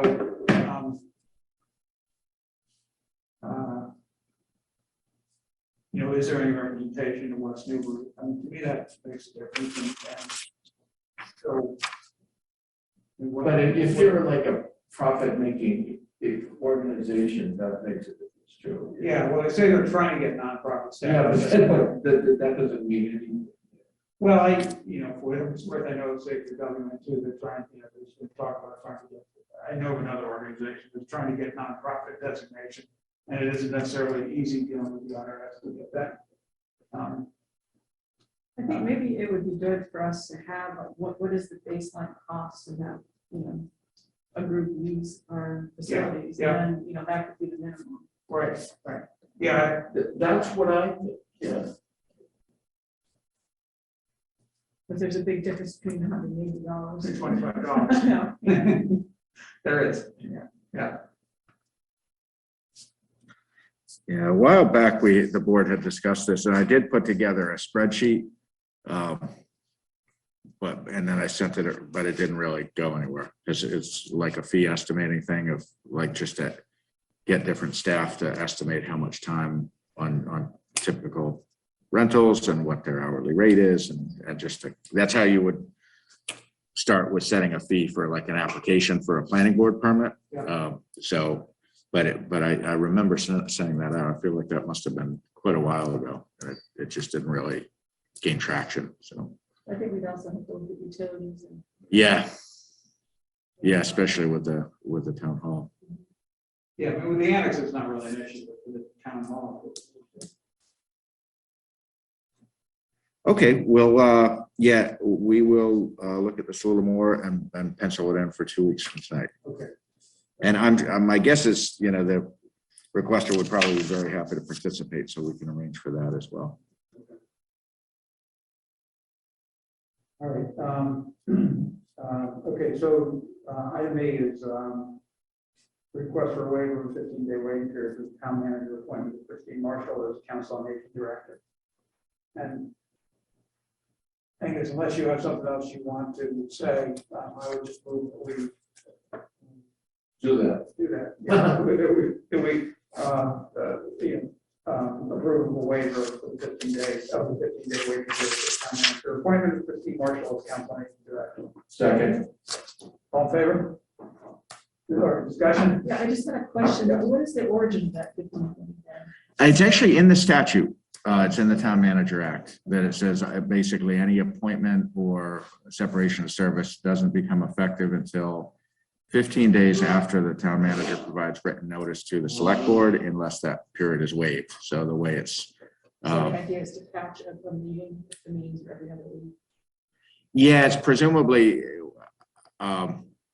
well, yeah, I didn't write, but yeah, it's, So that's not something that we can decide. well, it is something that, as a matter of policy, potentially the board could adopt a policy to, yeah, that as long as an offer is within the approved range for a position and within the budgeted rate, that would give my office a lot more ability to, move forward on personnel things more efficiently. Yeah, it's kind of an awkward thing to make an offer and then. Yeah, no, it's very difficult because you have an offer with a footnote saying it doesn't become effective until, Happens every time. every single time. And, we even at one point, I won't talk about the position, but there was a position that we were recruiting for, and it was a position that's tough to fill. And we had two finalists, and they were both good. We picked the right person, but the second ranked person was very good too. And, and the board, this was a while back, and the board approved the 15-day and it all worked out. But I happened to learn through the grapevine that the second ranked person, by the time those 4 days had passed, had accepted another job. So in the unlikely event the board has, you know, we would have been out 2 candidates. So you know, it's inefficient to say the least. But it's right in the statute, unfortunately. Yeah, we can. Yeah. That'd be great. Yeah, we should, but there's no reason not to do it right now. Great. Thank you. Which has nothing to do with the matter, well, not nothing to do with it, but. So anyway, there was a motion.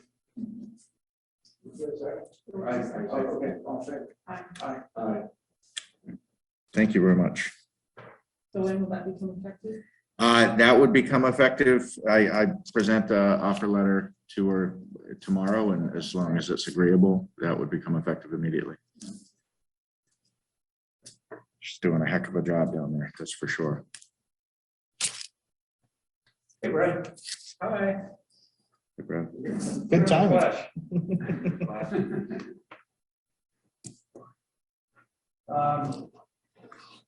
Okay, so we were. H. Yeah, and Brad, I downloaded I've got this up here, so if you want to point to it, I can do a screen share. Okay.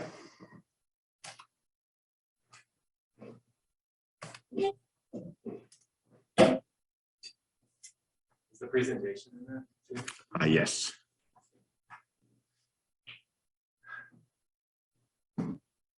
Yeah, before you start, I have just one simple question. The fine white lines that roam through the site. Contours. Oh, okay. Okay. So this is the field that's the upper field that's been there forever for clarity. What do I want to show with this slide? Well, I think overall it shows the lack of trail and sidewalk connectivity between adjacent developments and amenities abutting the site. So for example, within the park itself, you can't go from the snack shack to the playground or to the basketball court. There's no path linking you there. So it's obviously an accessibility issue. You can't, you're in a chair, you can't, or even just limited in your mobility, you can't go watch a game up here.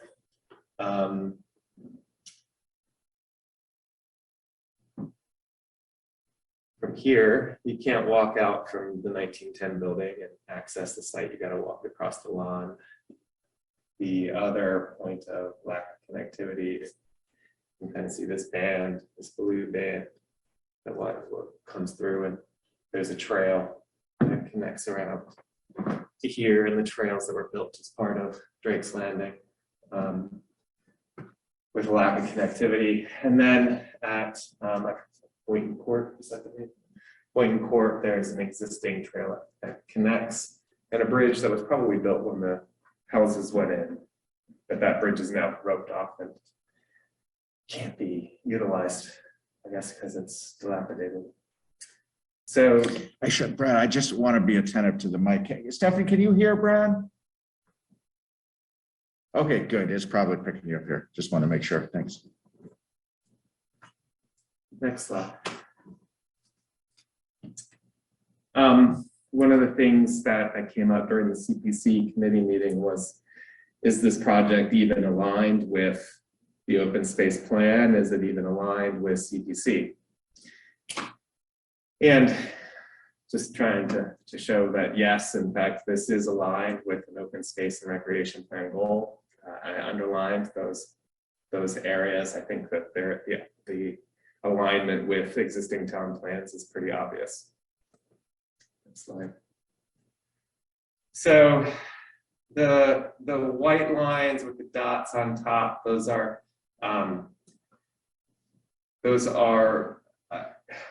proposed park paths, areas to be studied to better understand how to connect the site with better pedestrian circulation.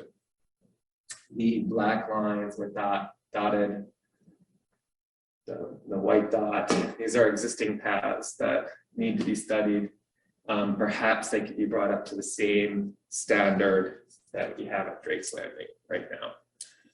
The Drake's Landing improvements stop or begin here or there or somewhere in this area, but planning board permitted Drake's to construct trails on Parks and Rec owned land. I'm not sure anybody asked Parks and Rec if they wanted that, but that's what happened. At the same time, there are 2 wetlands crossings that need to be managed and studied to better understand the extent of wetlands. For example, this does narrow here. It's easier to cross when you go that way versus going straight across. Right now, it's really, really nice because it's all frozen. And you can walk all through in there. It's quite cool. The other component here is what's this upland look like, and what type of amenities could be provided to increase the age range of users at the site. So right now it's fairly focused on youth recreation, which is important, but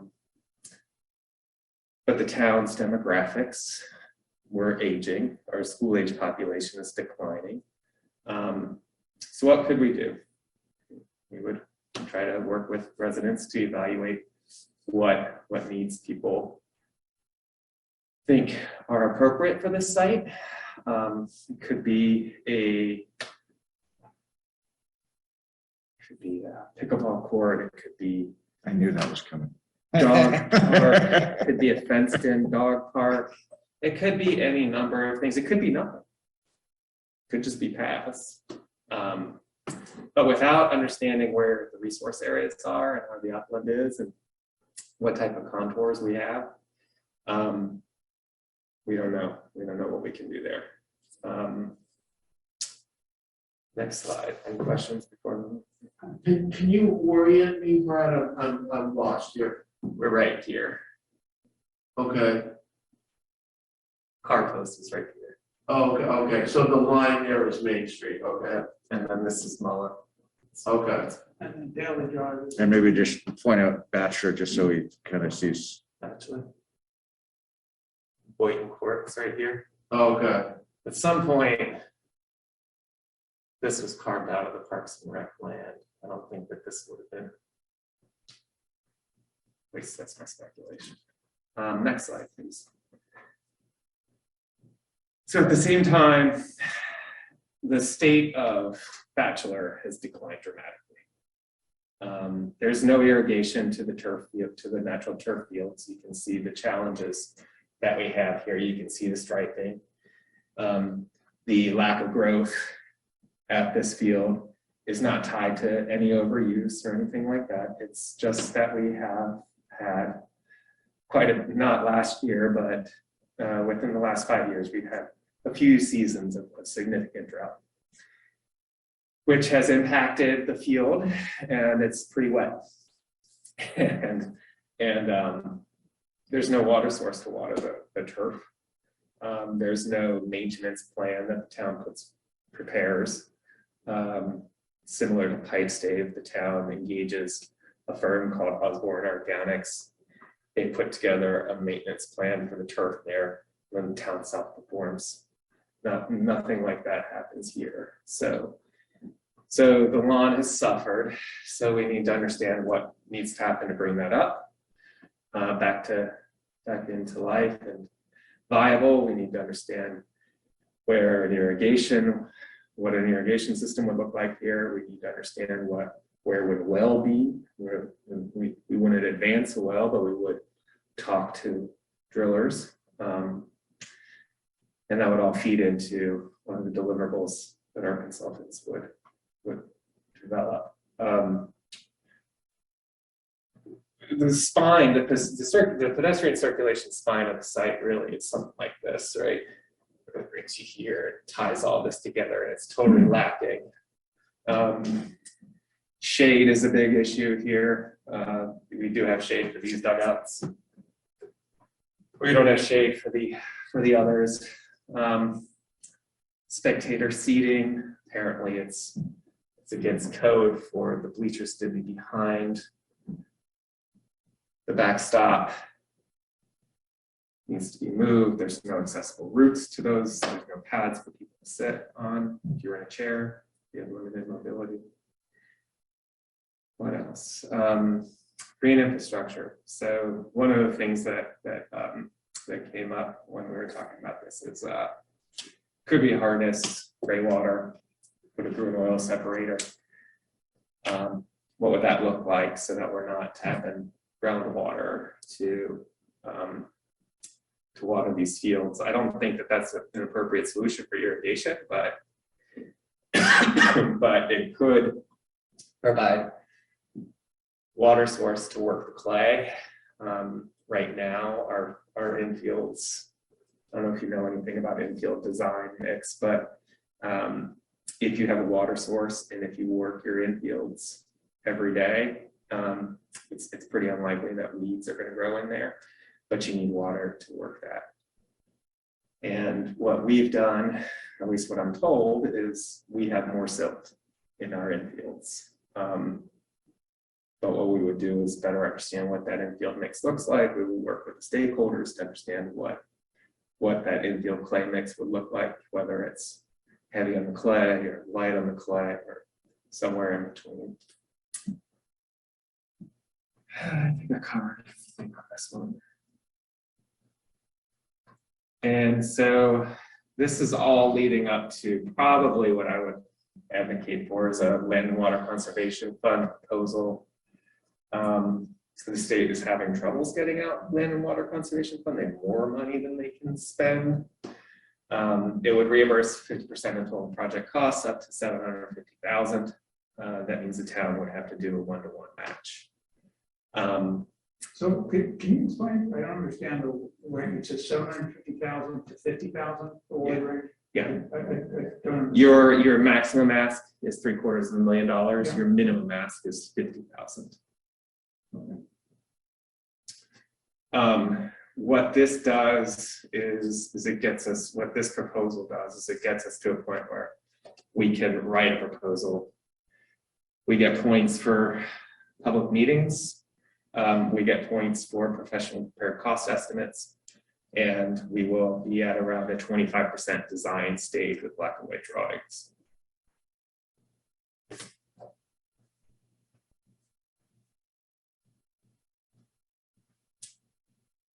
So our deliverables, at least is there scope to now, and then. Yes, that's it. Great, thanks. And this is in front of CPC, or will be in front of CPC. Yeah, well, we've gone in front of CPC twice.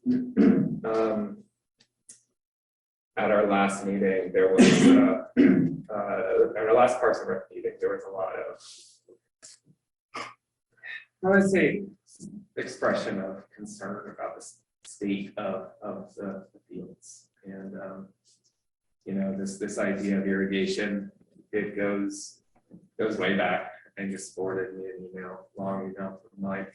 Yeah, I just stumbled on it in like a stack of paper the other day, and it was right on point with a question that I think went a water bill, and it was like what, from 2 years ago? Oh no, it's great institutional knowledge. Yeah, a lot of background on that spigot. Connections people have made over the years to try to provide water to the diamonds. At Bachelor, and I didn't know this, but also at High State as well. Somebody installed a PEX line, a plastic water line from the hose bib at the riding rates all the way down to Bachelor. So I don't know. Was it me? Maybe it was somebody else. Anyway, but yeah, these we need water in this field, and it doesn't make sense to go invest a bunch of money in the natural turf. We're not going to actually have water to maintain it.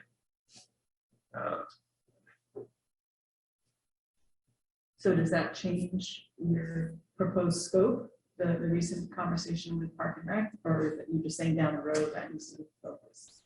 Oh, it's one of those things that would be brought into this whole process and evaluated. Yeah, I mean, we would have to consult with engineer and designer. We wouldn't bring an irrigation designer on board, but we would want to know. We would want to know things like if we need a tank, what type of pressure we would expect it to get from the well. What would the cost be if we did a tank or 2 tanks? To really have a better understanding what exactly those needs are. Where would the quick couplers go? These are little at-grade handholds that you reach in, put a hose in there and attach it to water the infields. So is that part of the scope that's not part of what's in front of CPC? Which? Engineering study for irrigation. Oh, that would be part of the process. Yeah, talking to an irrigation design consultant or engineer, not engaging them, not contracting with them, but it would inform our knowledge of what we would anticipate the town would need in order to form a cost estimate, as well as providing their fees and what it would cost to actually design it.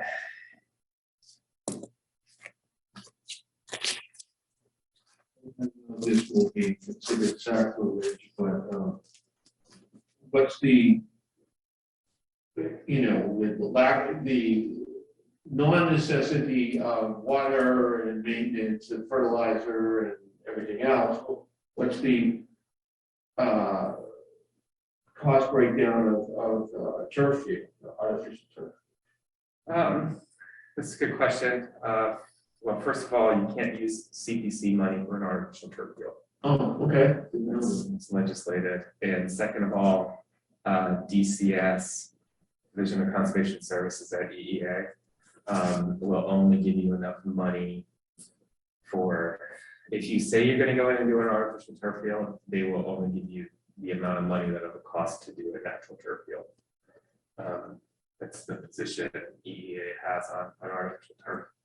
That said, about 5 years ago, it was about $1 million per field for an artificial turf field, and then you 5 to 10 years down the line, you can anticipate pulling up that carpet and putting in new carpet just because it gets worn down, and the shredded tires that go in below it, I think it's completed as well. So you only get 5 to 10 years? Yeah. Okay. Yeah, that's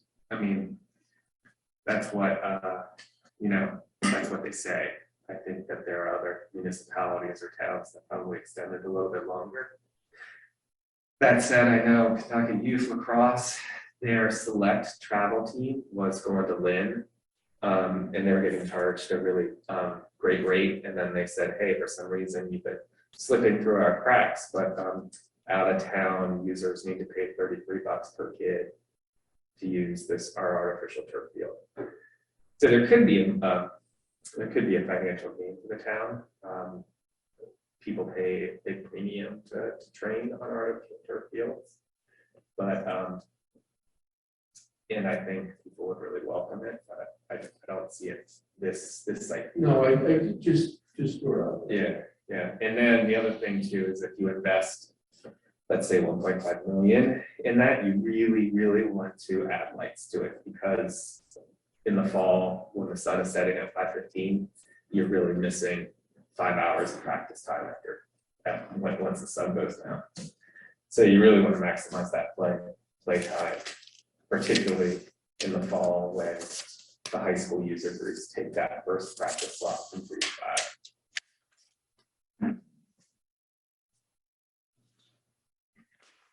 Lights might lead to objections to. Yeah. So I guess is the ownership of that back parcel, is that definitely been? No, it hasn't definitely. I think Brad's theory is what I would assume as well, which is that maybe it was part of the initial conveyance to Park and Rec, but at some point was carved out. But I don't know that. I mean, I really don't see a big soccer field or anything going in back there. I think it's really what can you fit on the other side of that wetland as you come across.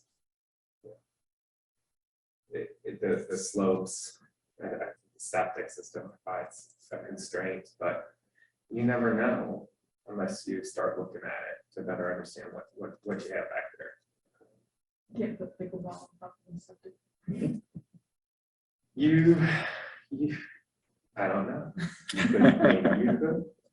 Maybe you could. Yeah, I think that after the discussion at the CPC meeting, the suggestion to discuss it with the select board was if that is, land owned by the town. Yeah, and that's why there's a process to inform whatever it is happening back there. The goal here is to really broaden the suite of amenities that's currently available. There are some tactical things that we could do right away, like making the basketball court multi-use. Volleyball courts, could be a pickleball court. There's lots of, I have a mobile pickleball set up in our yard, but that creates a whole suite of challenges, which I'm sure you can imagine. Pickleballers going against the basketball. Is that book a lot of use? Yeah. Does anybody track? Yeah. Yes. Is there any conflict of who's using it? Who's not able to use it? I have never heard of any conflicts, but I do know that the nice thing about basketball is like all you need is a ball and you can play it by yourself. I've never heard of anybody complaining fights or anything like that. I'm sure that would be well known if something did happen.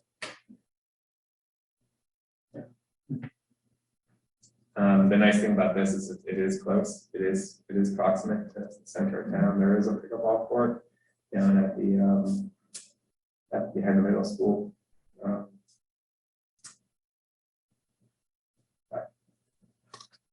So the goal here is essentially just for the study, the engineering study and the design, or there would be some sort of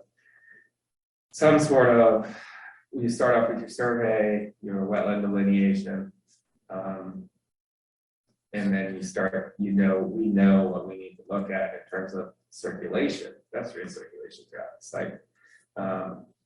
That would be core to any concept that's developed. And then there's some sort of engagement process with residents of all ages to better understand what amenities are missing or desired or could fit within this space.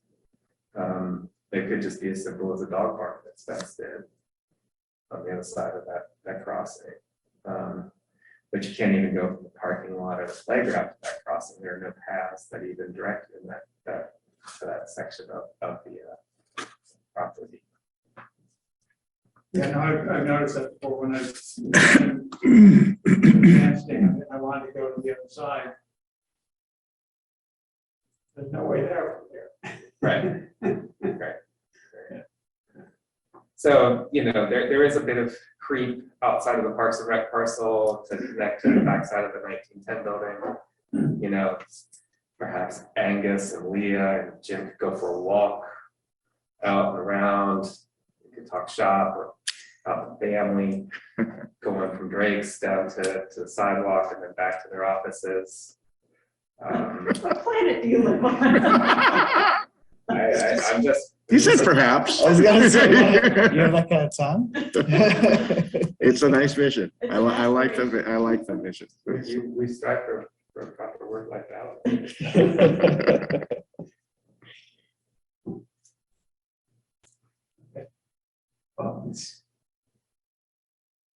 I guess one thing, this came up at the CPC is as the CPC does look for the entity with authority to, so I think if the board sees fit to vote to just consent that the application goes forward to the extent that any of the land is under the care and custody of the select board. I think that would be a good housekeeping item.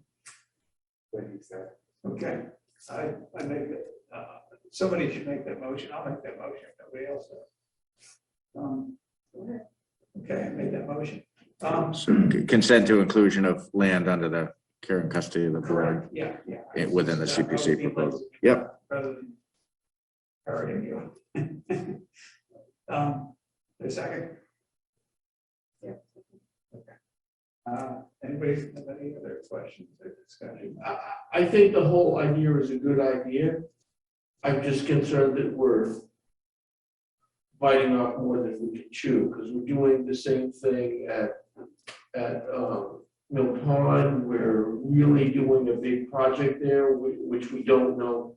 We're just doing the study now. We don't know what the actual project itself is actually even going to cost. And that alone is a big project. So we're sort of we would be doing in a sense, the same kind of thing at a different site before we nailed down the first one. That's my concern. Yeah. This is a big undertaking. This isn't $45,000 total project. This would be, if we actually get to the point of doing some of this stuff, the dollars are important, but the amount of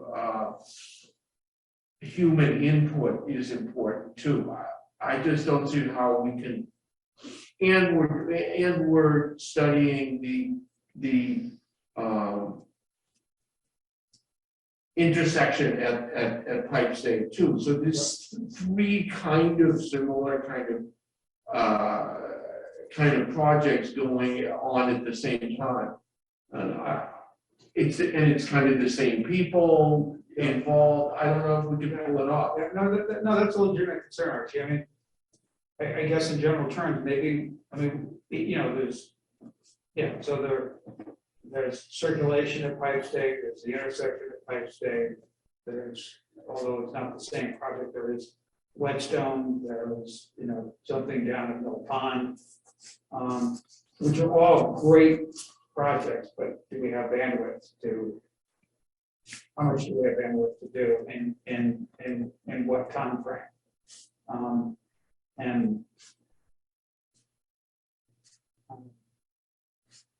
And they will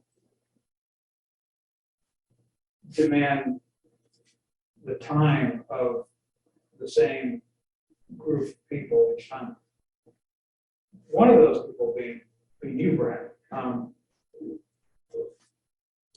You're gonna end up with a full-time job just working on projects here, it seems.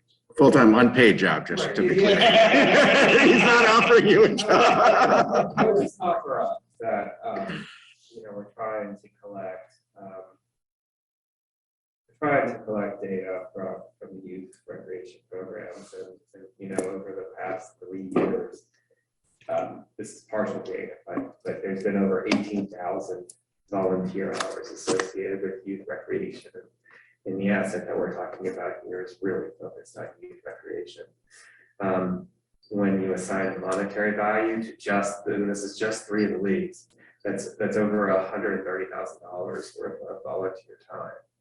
And again, that's just three leagues. And how many years was that? 3 years. 3 years. 3 years, yeah. So keep in mind there's a dip with COVID. So this is significant. This is something that focuses really on a different segment of our town's population, whereas I would say Mill Pond focuses on another cohort. And I would just also add that this is the commission, and the commission is a separate body politic.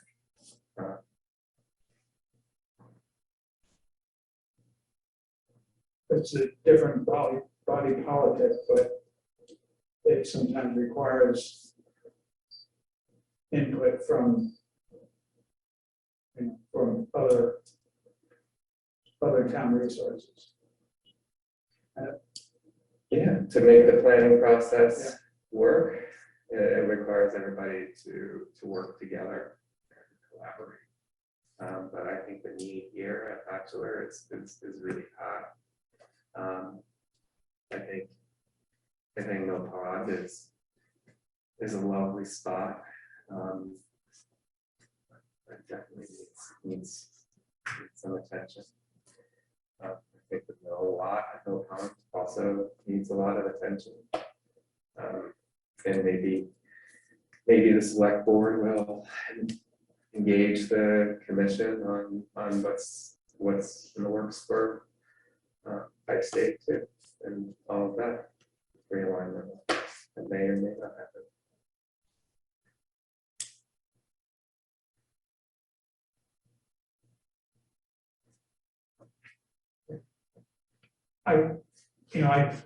I think this is something that needs to be done.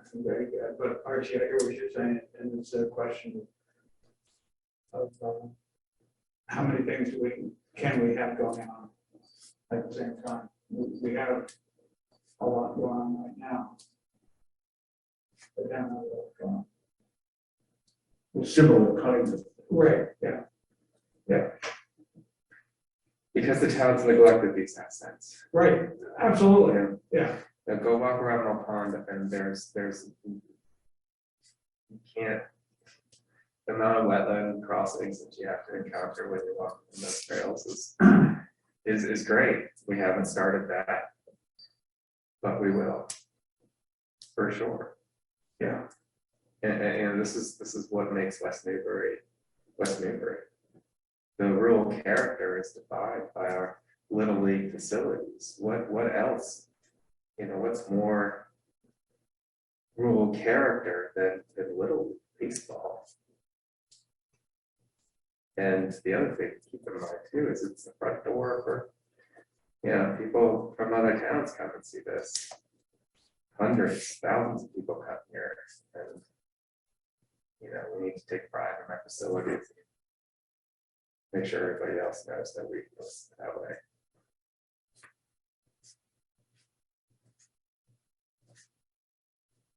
So from a sort of staging standpoint,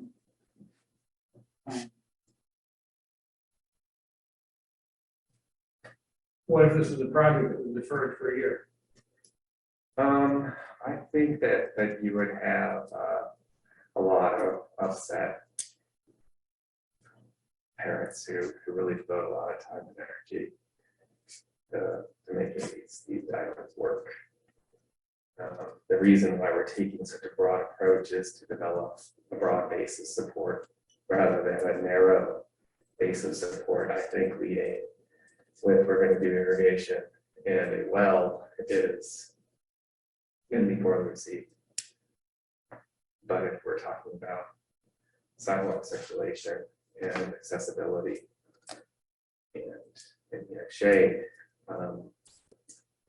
in addition to field restoration and infield restoration, I think that's a much bigger and better sell. It will be much more politically viable.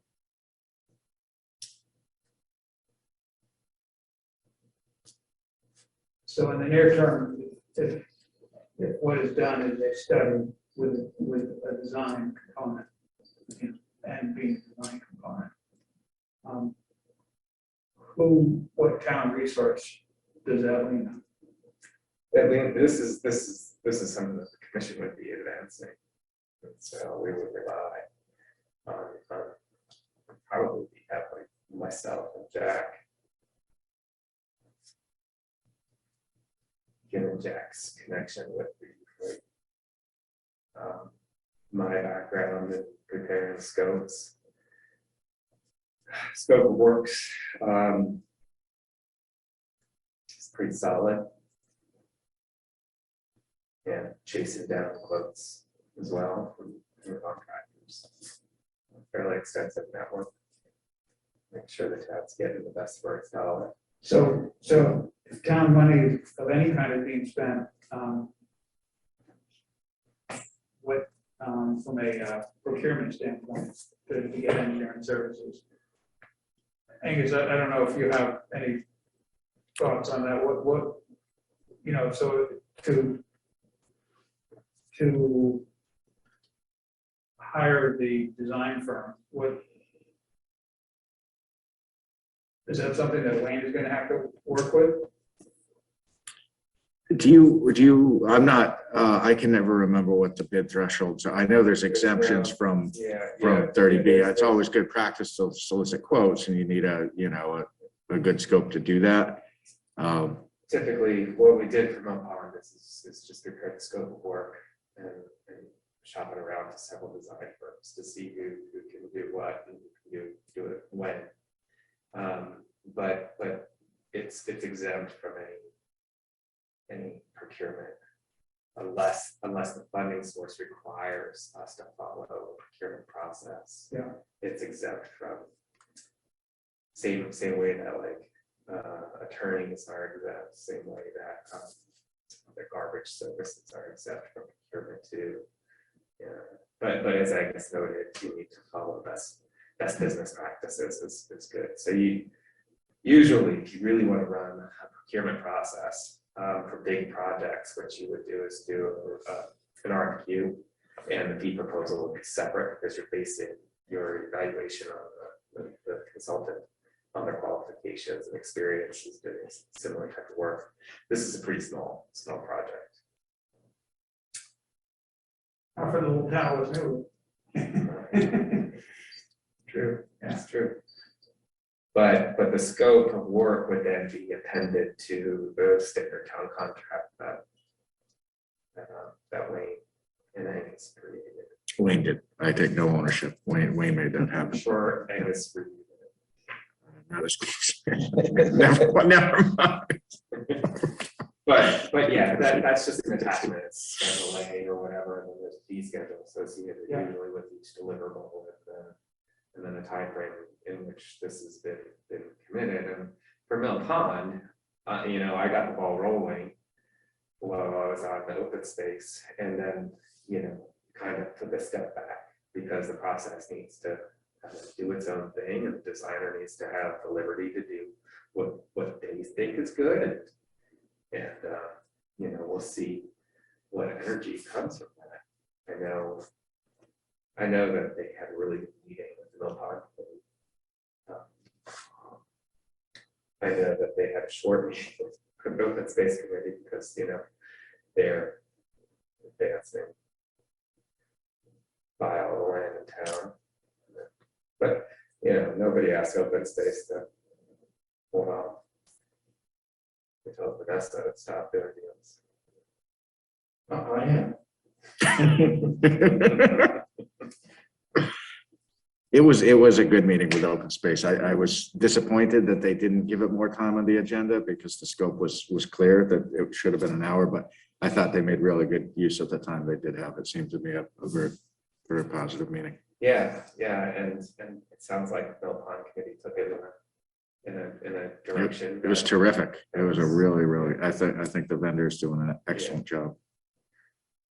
So, Okay, so design, you know, if this were to go through CPC and go to town meeting, design work would presumably be done this year.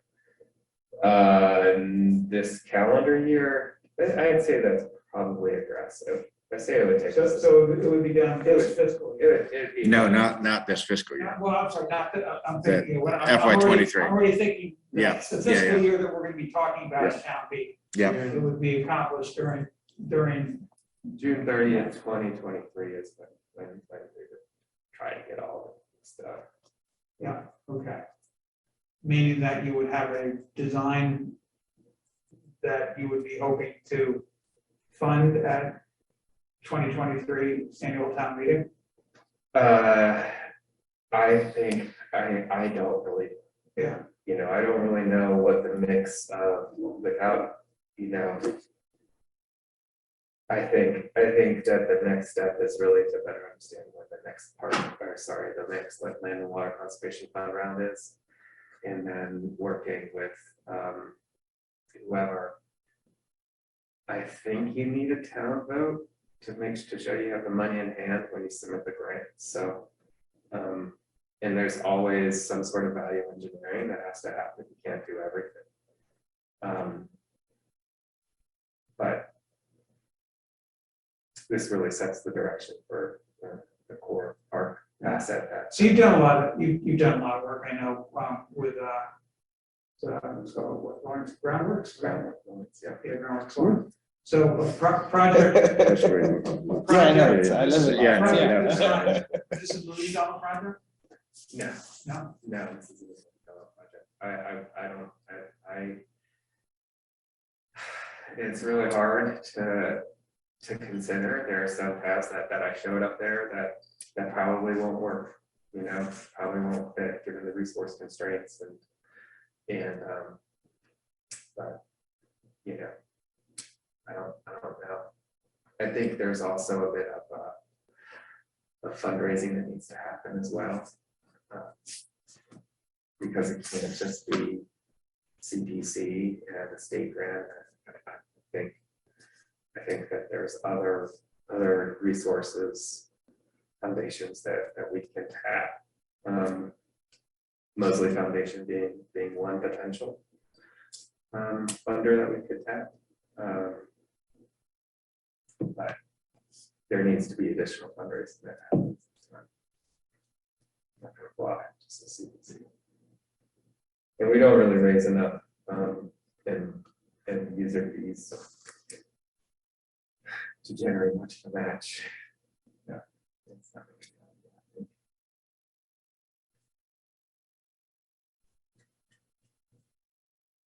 But the resources are out there, and I think that we would be pretty successful. There are families that spend a lot of time in space. Yeah.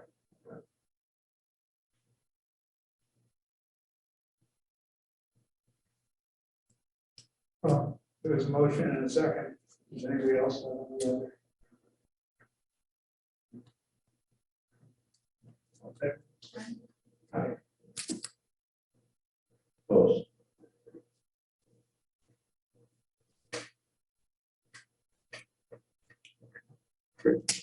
Thanks.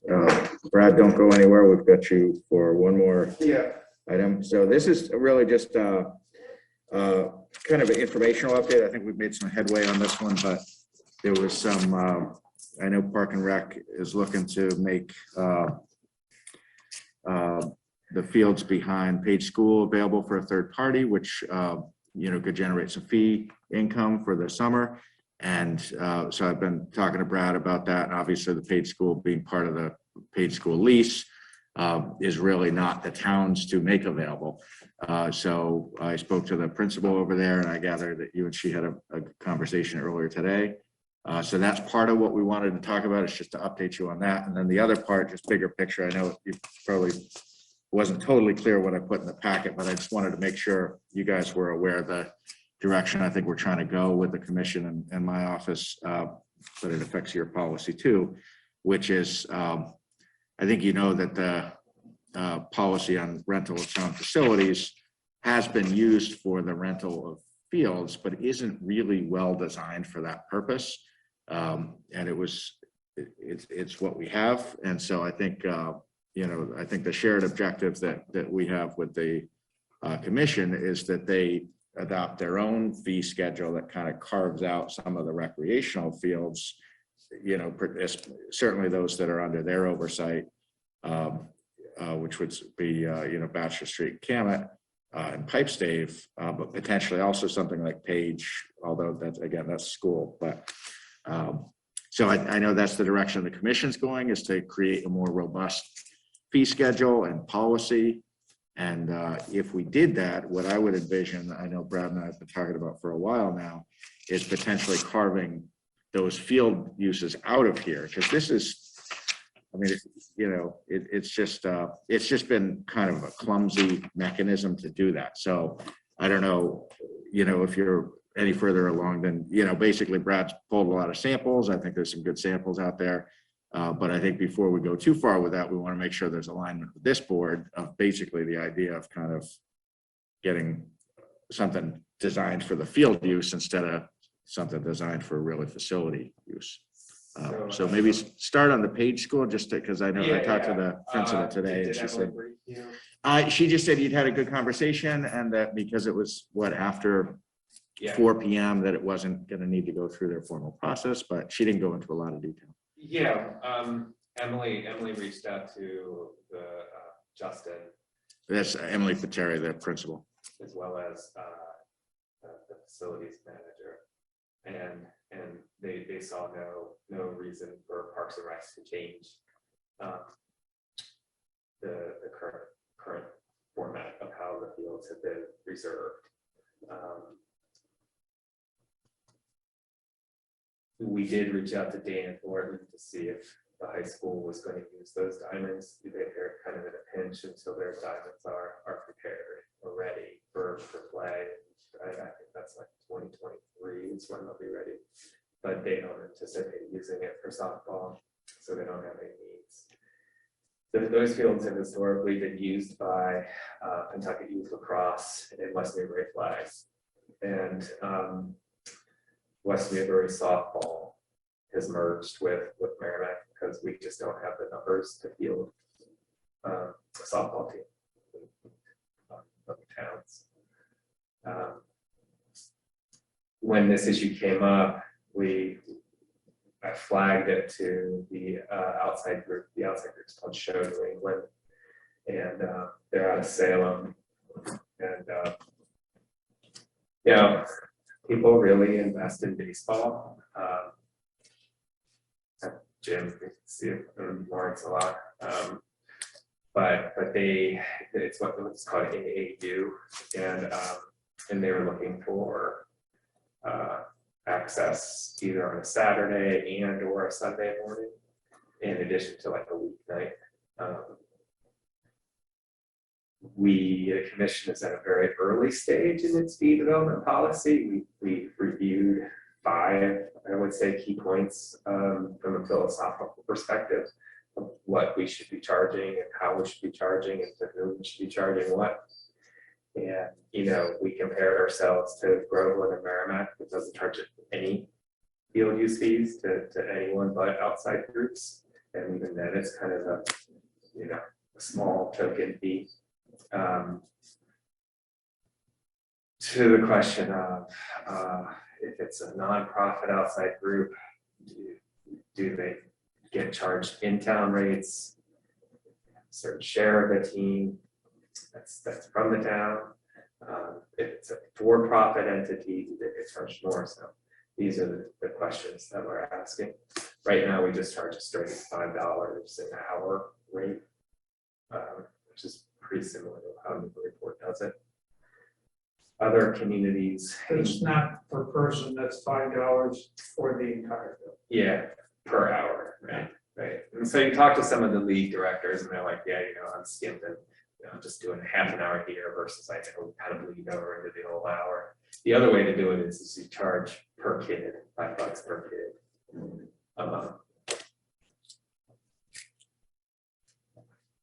We're just very at the beginning discussion, but I would say for us, you know, thinking about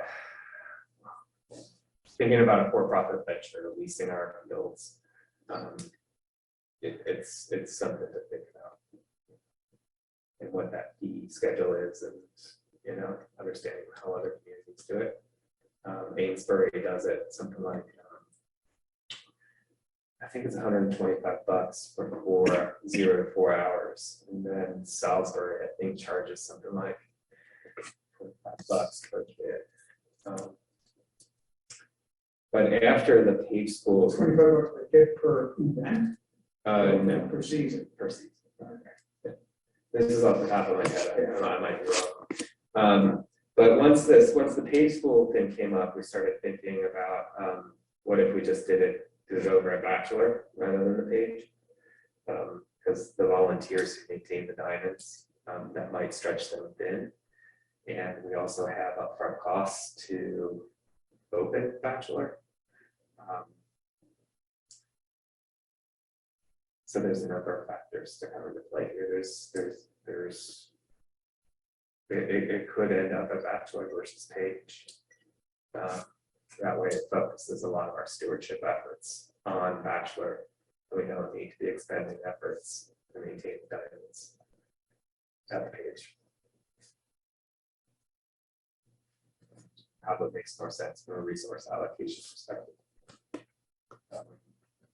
I think some of the baseball advocates also see the opportunity to generate revenue from Snack Shack as well. It's just a matter of people coordinating, the leagues coordinating.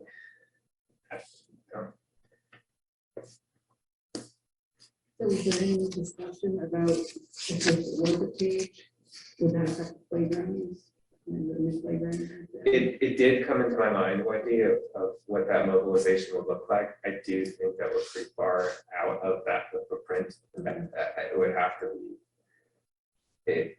Yeah, it's a really good point. But no, we did bring it up. But knowing where that contractor's footprint is, I assume that they would have temp fence up while they're under construction.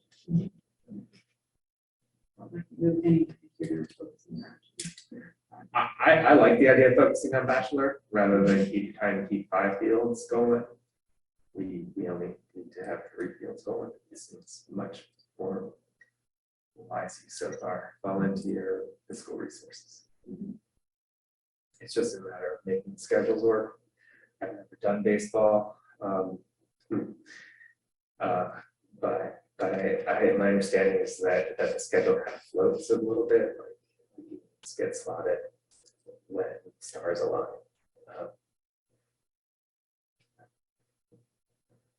As long as the 14th is free.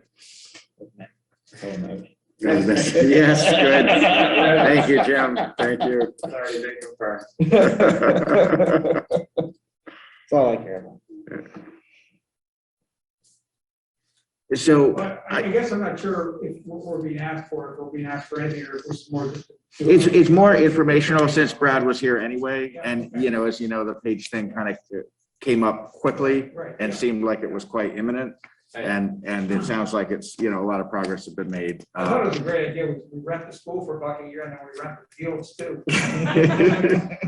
But, we start looking for Brooklyn Bridge. You know, it did also, you know, it got me curious about with this policy and rental of town facilities, you know, why didn't include Page? And I had reached out to, I believe, to Archie at the time, this was maybe 2 weeks ago, because he was the longest tenured board member, to see if that was a conscious omission or just what that was. And so I guess I would, you know, just, do you guys agree with the basic premise of kind of decoupling the facility use from the field use, understanding that it's going to be a little while before there's, you know, I mean, that wouldn't happen. It would have to happen kind of concurrently, but we don't want to go put all this effort in, you know, and then find out you guys don't agree with that basic premise. I don't have a problem. I think it makes sense because, you know, they're managed by different people, by different schools. I hope all this is going to myrec.com. Well, that's the other thing is, you know, there's a lot of efforts being made to stand up the new site, and the immediate focus is the summer rec.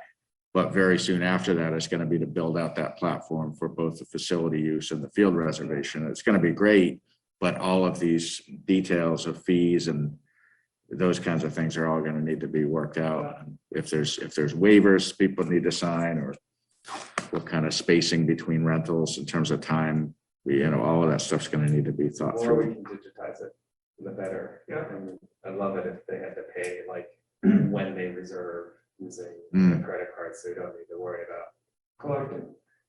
Yeah. Right. Yeah, we got into you know, kind of an awkward situation last summer where the fee schedule that Brad referred to, I believe, was voted July 15th, and by that point, some of the user groups had already used the fields at a point where I think they didn't know what the fee was going to be, and it just made for an awkward situation of having to collect fees after the fact. So that's why it's important to get that up as soon as you can. Is that what? Or it's the way it goes is everybody forwards their field request to Jack, Jack's closest to the schedule. And then it gets brought to the commission for, his recommendation, and then we talk about it. People have issues, they bring it up. Nobody's ever had issues. Biggest challenge that we've had, as you all know, is the code concurrent use at Pike State of the rings and flag football. The growth of flag football has really strained the town's ability to meet all users' needs. Just because Sunday was always free for the most part. I think it's going to change a little bit once we have the high school available though, and those fields come online.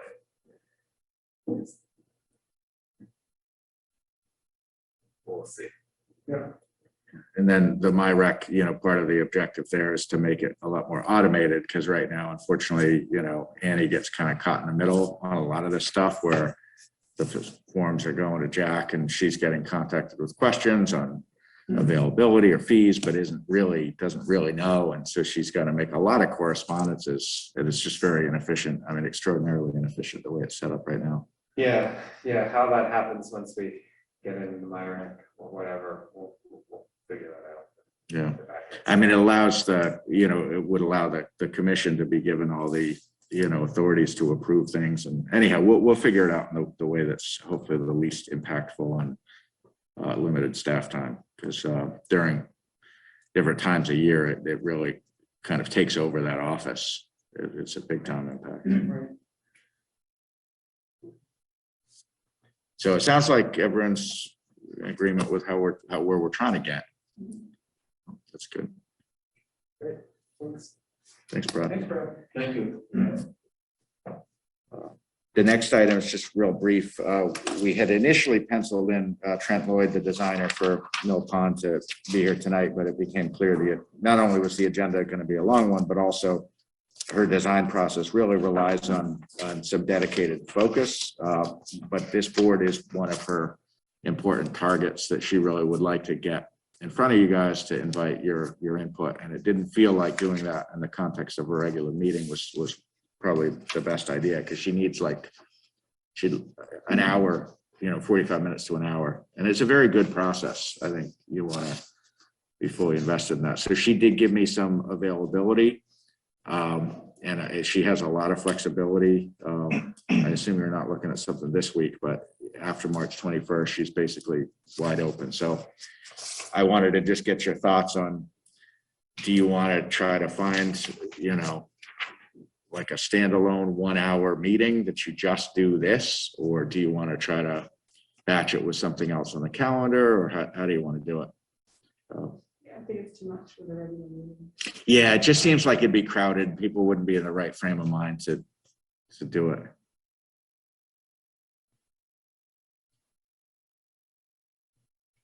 So you were saying the 21st or Well, she's got, I guess, she's the 7th to the 18th. I guess her kids have spring break wherever they are. And then she could do a Zoom during that time. And then she said after March 21st, she's available anytime. So I mean, we don't need to necessarily pin down a date tonight, but do you want to look for an off hours, whether that's a weeknight or a weekday or a weekend day, or just sometime that I guess just to be personally, I prefer to be on a weeknight. I think for you, that would be for the commission setting up. Archie, I think for you in general, better, right? Yeah. Okay. So I will look at the meeting calendar, and I don't think that's a meeting I would need to be at, because I've been at a couple of these already. So if it ends up conflicting with, of course, if it conflicts with the meeting I have, it probably conflicts with the meeting Wendy has. So we're at a lot of the same meetings these days. So, with CPC or otherwise. So Okay, so I do want to get her a date because she's trying to get, but I don't want to try to get that done tonight, given what we still have ahead of us on the You agenda. say you don't want to get that date tonight? Unless, yeah, we No, could I try. misunderstood you. Yeah, no, I want to get her a date soon, Okay. but I Why don't. don't we just do it? Do it Okay, now. okay, all right, all right. How about March 22nd?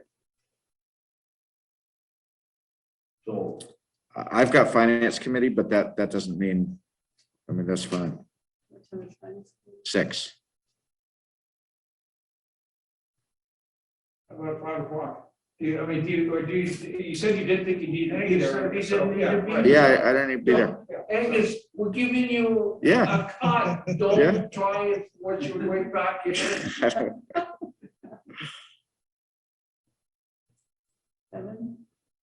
Is that good? It's gonna be Zoom? Yeah, I can't do 5 then. Yeah. Okay. 6, 7, you prefer 7? Yeah.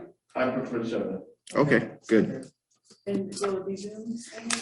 She can do either, but yeah, she's happy to do Zoom. Wait, it's not better in person? She'll be remote, right? What? Let's see, was she remote for both of them? I don't know if I'm looking. She was for open space. No, she was physically here for Mill Pond. Oh, okay. Yeah. I don't know. That would be better. It's kind of awkward remotely. Yeah. Yeah, I mean, it would seem to me it'd be better, that kind of meeting. would be better in person. Okay, so March 22nd at 7 PM and FinCom will be in this room. So I think that means an in-person meeting would work best. And she lives, nearby. Just so I know, what days are the selectmen meeting on in March? 14th and 28th. 14th and 28th. And then the 16th, we got the special meeting with Yeah, the I have Water that. Commission.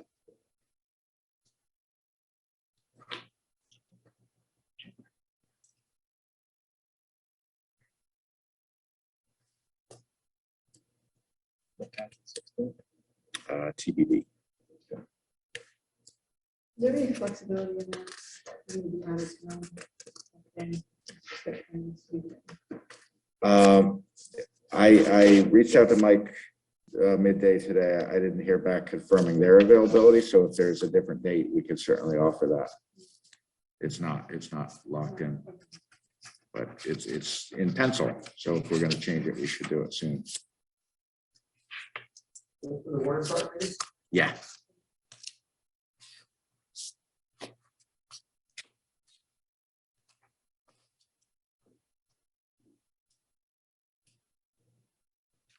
One free day, town hall, something like that. When do we think of a particular day? Well, that, I'm gonna be on a road trip. Yeah. Tuesday, Wednesday, Thursday, so I don't even know if to do Zoom, so we do it the following Wednesday.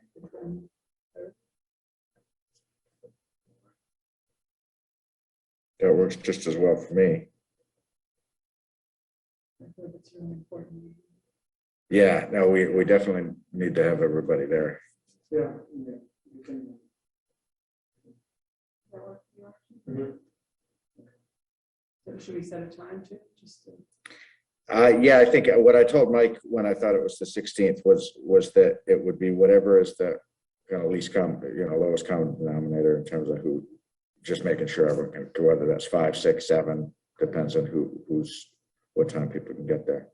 So, obviously, we can put that in our schedule now, we need to hear back from Yeah. Mike and whatever.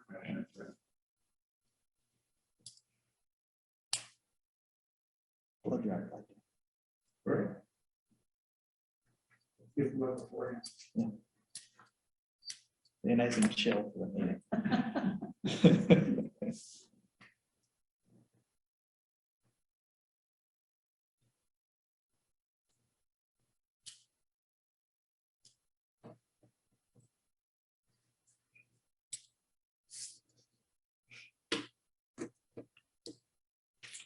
Okay, so we'll pencil that in for the 23rd, and then once I hear back from Mike, I'll confirm that.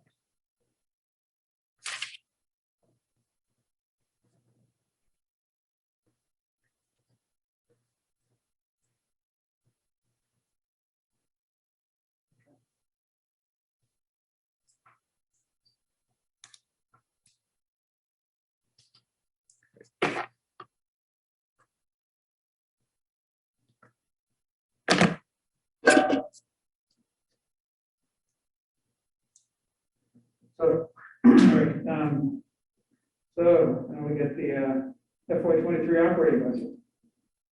Yes. Very good. Okay.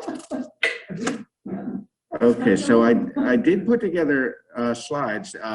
Some of these are similar to what you saw 2 weeks ago. Do you want me to go through that? Why don't I go through that and I'll do more of a summary version, just, and I won't repeat the things that I think you've already seen. You know, if we had a, not yet, I want to just get it teed up first. Can I ask a question before we get started? Sure. So the purpose of you, under the town manager form of government, you had written, how would this roll out with the budget? What would the select board's role be? That's a really interesting question. It's difficult to generalize because it's not a uniform thing. But in the, you know, the job I had up north, it was the town manager's job to present the budget. And I mean, it was very different because the council had a subcommittee, which was the finance committee. And so then we had a process that's very, almost really identical to the one we have with a deep dive per department, you know, all of that. But the finance committee was the, you know, so like this town meeting all rolled into one because they were the legislative body. But typically the town, you know, the chief elected body will set the policy direction, and then it's the town manager's job to deliver a budget that meets that policy objective. What is different about this form of government than what I've seen elsewhere is the language in this Town Manager Act, which says the budget that the town manager presents to the finance committee is as reviewed, and I forget the exact language, but basically it gives the select board explicit authority to amend the budget I prepare before it goes to the FinCom. So in 2019, when we finished up my first budget process, I wrote a memo to the board, I think in July of 2019, and I said, you know, a literal reading of this, in my view, would mean two not parallel, but sequential budget processes. Because if the select board's being asked to refer something out basically with ownership of every line that's in there, wouldn't the select board need the same type of deep dive with the department heads, with the presentations, with the, you know, all the backup? I mean, this is my budget book, in order to make that referral. And that would mean starting the budget process in like September, October, you know, it would kind of be crazy. And so the board at that time said that was never our intent.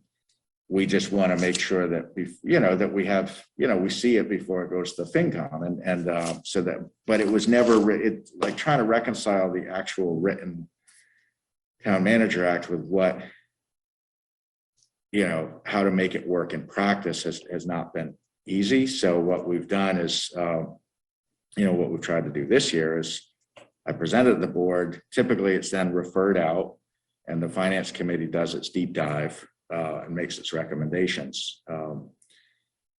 But I think it's kind of, in my opinion, the way it's written in the legislation is a bit clumsy because it kind of gives you guys the responsibility to refer it out, but how do you make informed judgments without all the backup? But if we're going to do that, we really have to pull the calendar back months, like not a month, like would basically be year-round budget.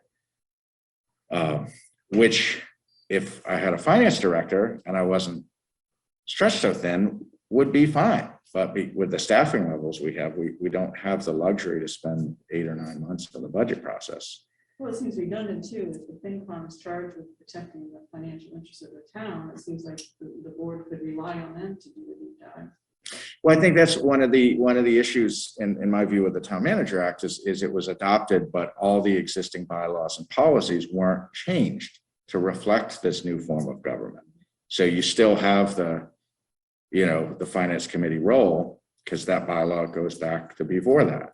And I think, by the way, the finance committee is, I think, the best suited to perform that function. Partly because it's focused on just one thing, whereas this board and your agendas have so many things on them year round. But I think it creates a tough situation. I know it creates a tough situation for me. I think it creates a tough situation for you because, you know, I think someone could say, well, hey, you referred this out, like, and hold you accountable. But I've spent, you know, hundreds of hours to get to this point, and you haven't, because you haven't had the material. I mean, there's no way you could have. So by referring it out, that doesn't just mean sending it to the FinCom? Well, that's kind of the point I'm trying to make. Yeah, that's kind of the point I'm trying to make, not just to you, by the way, you know, to this board, but to the public. Like I talked to the chair of the library board today, and I said, look, when the board refers it, that's not their last bite at the apple. You know, they could refer it and subsequently say, you know, because I'm not asking you to recommend it, but I do want to make sure that, I mean, ideally there'd be alignment. I don't want to put something in there that you guys know you don't want in the budget. So I've done the best I can to highlight those things that are kind of out of the norm. And if there's any of those things you want to hold back before it's referred, I'm happy to make those adjustments. That's no problem. But it's a little bit of a clumsy process. One thing that was always been, I don't know how to phrase it, but in the past, there's been, not recently, but more in the sort of distant past, when the select board and the FinCom disagreed about something, that created a lot of chaos in town meeting, and like and for good reason, that the voters would say, well, what do you mean the FinCom doesn't like it, but the select board does, or vice versa? And so to get everybody's, like, because we have that on the FinCom booklet, you know, it says 3-0 and then 0-6 the FinCom, and like, what's going on here? How can you all be? The idea was, because we've had these issues in the past, it always works better when everybody finally compromises and gets on board with things. And so if there wasn't some way of reconciling things, and it's hard to do that at that very last meeting, right, with the moderator and everybody. In the past, there's been some serious shouting matches and problems at that meeting because of that, and it's usually just 2 or 3 different things, but just sort of like having the select board involved in a little bit in the beginning, I guess, I think it helps that, so that we don't get to that spot at the end where there's a disparity, and that doesn't play well in town meeting, because then the voters don't know what to, they don't know what to do, because they think, well, both sides must have some input on it. How, if they can't decide, how do we decide? That's tough. Okay. Another thing that's kind of contributes to the inefficiency, and it's not a bad thing, it's a time factor, is because the initial source of budgets is so much broader than it was in my last job, where I was dealing with department heads, you know, who were there 40 hours a week or more. And so it was kind of like you could work together, you go down the hall, there was a really dynamic process. But here, where we have different boards, commissions, committees, as well as all department heads, all submitting their budgets from how many, you know, literally dozens of different angles. And so the time it takes my office just to like get that all in and put it all in, like before you even get to the qualitative review and before you get to the kind of bottom line of what's the bottom line and what pressure does that create to now trim, because you can't really make decisions about what you can afford until you get the bottom line. So we're kind of like, there's this very short period of time between when we've gotten all the budgets and when we have to present the budget. It's just not enough time to do that. That's why a couple of weeks ago, we kind of punted and said, this is just everything we received, because we just hadn't had the time to like process it. So it's again, you know, a lot of this comes down to, you know, we just don't have the staff structure to do what we do. We do it anyway, but it means it's sometimes rushed, it's sometimes last minute, and it's sometimes, you know, it takes pretty extreme, you know, level of effort above regular. And so we're still in a learning process on this. So, okay, here we go. So good. Stephanie, is that coming through this slide? No, I don't see any slide. It just says that you're sharing the screen and it's black.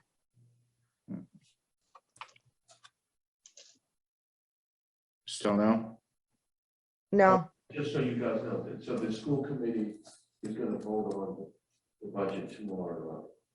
And probably that will be it. However, it's possible that they may not come to an agreement, in which case they were gonna vote on. It's unlikely, but they might do it on the 10th.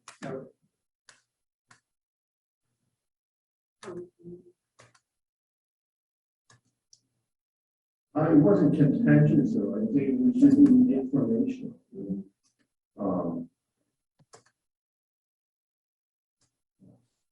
Big issue with one of the issues is transportation. District got caught approximately 140,000 caught actually from last year because we said, look, the buses were slow. We did this last time, and it didn't work because you did this first. The buses were slow. So you have to share the screen and then do it. Okay, that's good. I'll try that. But that argument didn't fly, so they literally caught the budget because the bus. I can see it now. What about now? Also. Yes, I can see it. So thanks, Jim. No problem. Transportation is up over 200,000, and the regular transportation is up over 200,000. So there's 500,000 or 600,000 right there. It's not touchable. It's not making it go. Okay, so we've got it set. I've got the presenter view with the different, and so that created an issue last time too. So, okay, so tonight I'm going to present proposed draft budget. This carries some, but not all of the amounts and staffing proposals as submitted by, by department heads and boards, commissions, committees. Under the Town Manager Act, the board shall review the annual proposed budget prepared by the manager and make changes as the board deems advisable. The manager shall present the budget, which incorporates the changes of the board, to the finance committee and the town meeting. The proposed budget does include some proposed wage and staffing changes other than what I'm carrying as an assumed 2% COLA. And so my request for select board referral of the proposed budget of FinCom with or without changes. That's tonight's request. Referral does not equal endorsement. So I'm going to skip over these two. This was just a summary of the policy direction that you guys voted in December. So the proposed budget, overall town plus schools budget would increase the expenses by just over 1.6 million, which is a 9.7% bottom line increase. Of this 1.6 million, the town budget would increase by about $382,000, which is 4.8% if you look at the town side in isolation. Some of these increases are driven by proposed staff or wage changes, and so the goal is to review that for referral to the finance committee. So I talked about some of this last time with some of the budgeting dynamics with regard to wage and staffing. The one is to do with finance administration. I include in that my office, finance, select board office, and the town clerk offices, and trying to get to where we've got the right people in the right places with the right number of hours to do our jobs. Conservation, one of the issues there where that's an intermunicipal agreement. The wage that I'm carrying for that position is based on the wage Merrimack is proposing, which reflects both a 3% COLA and Merrimack had given that position a 1% merit bonus. So it's actually 4% is what I'm carrying instead of the 2, because it's intermunicipal. Planning, as you know, there's a proposal for both an increase in wage rate as well as an increase in budgeted hours that came from the planning board proposal. Police, the obvious dynamic being the fact that we're negotiating with new police chief and don't yet know what that salary will be. Fire, obviously the person we're negotiating with as new police chief is currently the fire chief, so that's a dynamic there.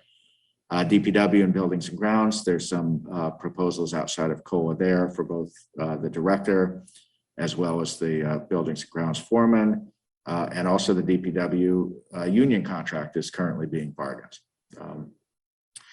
Council on Aging became a little bit less of a dynamic tonight with the board's waiver of, so we're now going to be able to budget based on the COA director. But there's also this interplay that I'm hoping we can bring some more resources to Council on Aging to help support their expanding operations, as well as to provide an office presence when the director is at offsite meetings or even meetings elsewhere in the building, whereas right now there's limited backup. Parks and Rec is an area that has become, really an increasing time management issue, really, in the whole 3.5 years I've been here. But I'd see each year it's like more and more and more, and it's not an area that has any dedicated staffing whatsoever right now. And I just feel very clearly that that's not a sustainable situation given the amount of activity that goes on with that commission. Library, there have been a lot of proposals for wage changes above COLA for library personnel. And then with regard to water, we anticipate, potential, and that's not part of the general fund. But the point is, a significant number of departments, there's something going on there other than a normal, just run-of-the-mill budget. Then, of course, you layer on top of all of that the Collins Center wage study, which isn't going to be complete until May or June, and probably June. So there's a lot of dynamics. Angus, Yes. I can only see the main page of your budget. I'm not quite sure if you switched any of the slides. Oh. It's just showing like, I don't know, a circle spinning on your main cover page. Huh. Well, that's not good. Not a huge deal, but I wasn't sure if you were switching them or not. Yeah, no, we are. We're going Okay. through. We're going through the slides, so I don't know. That's okay. Okay.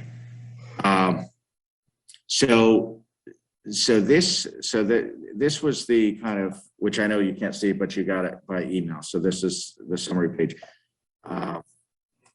This here is more the analysis, and this shows both the what I referred to earlier with the bottom line 9.7% and the non-education change of 4.8%. The board had set a objective 2.5% non-education expense increase, which is just short of 200,000. We're estimating next year new growth revenues of 150, which gives a cap of about 349,000. The budget as proposed here is about $34,000 above that cap. And I did want to just highlight those aspects of the budget where there are changes that cost money outside of COLA. One of those is, and I'll go through each of these a little bit more, but one is in the finance department, one is in the planning, one's in a couple of proposals in DPW. There's also a proposal for a new DPW position. There's proposed changes above COLA and library. I would like to see, a reassignment of responsibilities into COA and Parks and Rec, but that would be a net zero bottom line impact. And then, of course, this does carry COLA, so I carried that in as well. So this is to give you kind of the a la carte, cost of each of these kind of non-COLA proposals. What's the line right above the bottom?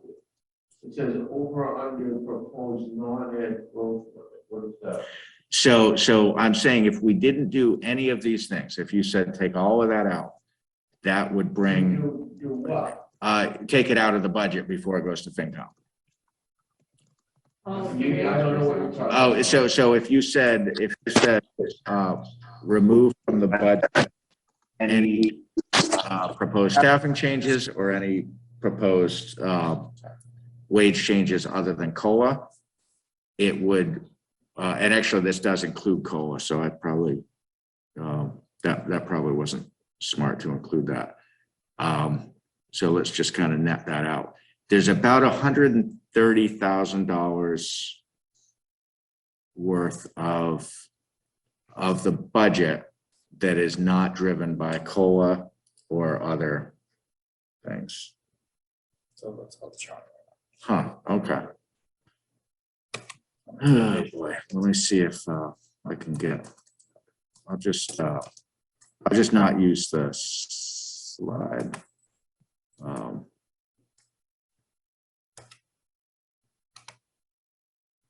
I just won't use the slideshow view. I'll just use the regular view.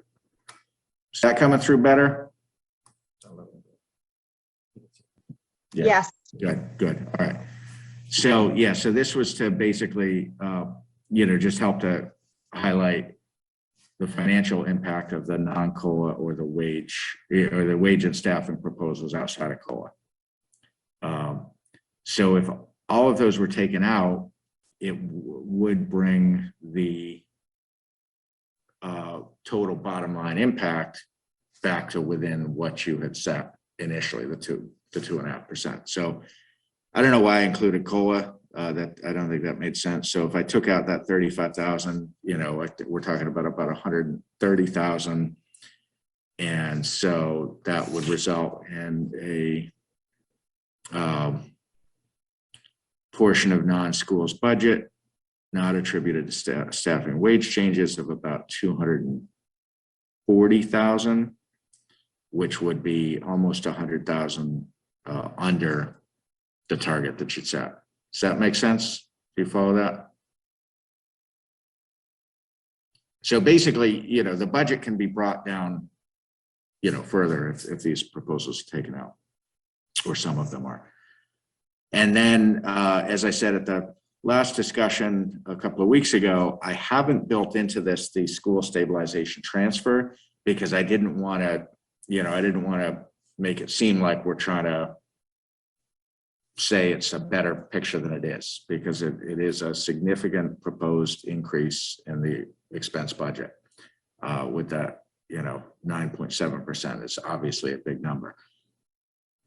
If the school stabilization transfer is proposed at last year's level, and if it's approved, that would reduce the tax bill by that amount.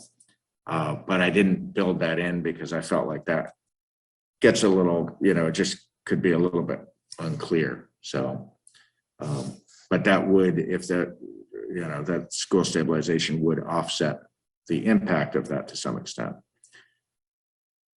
So in terms of, this is kind of clumsy, but it's what I could do on short time. Earlier on the slide, you had kind of the head count per department. So I just wanted to highlight what, where I'm proposing staffing level changes. So right now, the budget carries the same select board staffing of one position at 22 hours as is in the current year budget. And with Council on Aging, it carries the same two positions at 77 budgeted hours as in the current year budget. I'm not ready to make this change tonight, but I'm working toward the details of a proposal which would have the effect of transferring that halftime position from the select board into a COA/Park and Rec position to provide more support to Council on Aging, and as well as to formalize what has become a significant workload issue for Park and Rec, but to date is not formalized in anyone's job description. So I really think we need to, I don't think it's in any way realistic or practical to say to Park and Rec, we're not doing anything on field use reservations, fees, interfacing with it's just not realistic. Like that's, I honestly don't know how it went on for all the years that it did, but I don't think we can go back. So I really think it's imperative that we figure out where is that responsibility going to rest and make sure that that's in a job description and that we've budgeted the proper number of hours. So that's one thing. The second, in the finance, right now we are carrying in the FY22 budget 3 positions in the finance budget. We only have 2 of those positions staffed. The third position was incorporated, as a dollar amount, but without a specified job description. And that was carried in the current year budget at about $49,000. What I would like to do is change that third position to, I'd like to have the assistant of the town manager and finance department budgeted entirely in the finance department, which would bring that staffing from to 3, with the town accountant business manager being 1, the treasurer collector being a second, and the third being what's now the assistant of the town manager and the finance department. I'd like to see that third position become the assistant of the finance department, whatever the title ends up being.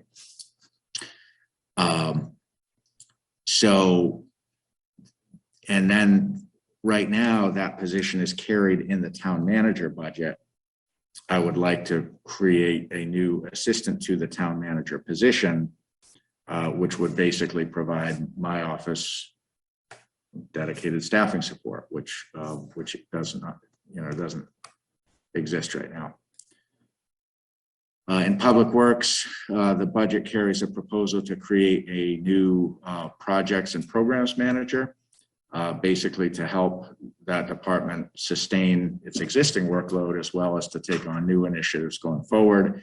A lot of the things we talked about earlier tonight, either Wayne or I or both spend a lot of time on these projects. And while I've been talking for a few years about maybe we should try to not do as many projects to meet our capacity. That's clearly not the will of the town because the projects keep going forward. So I feel like if we're going to keep doing these projects, initiatives, grants, you name it, we need to have, the bandwidth to do it, not constantly having to try to push back because I don't like doing that, but we have people at serious risk of burnout. And so I think if we are going to keep trying to do all these things, and the other big thing with DPW, which you guys know very well, is that with Mike McCarron's retirement, our DPW director was designated the interim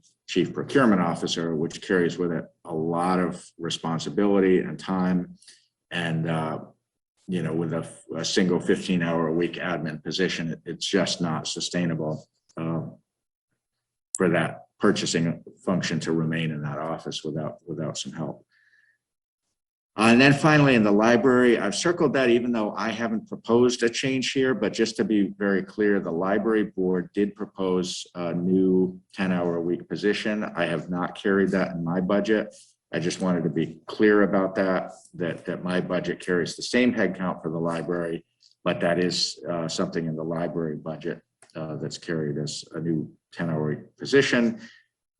It has been represented, and I do believe it to be accurate that without the addition of some budgeted hours in the library, it is very possible, if not likely, if not certain, that there would need to be some reduction of hours.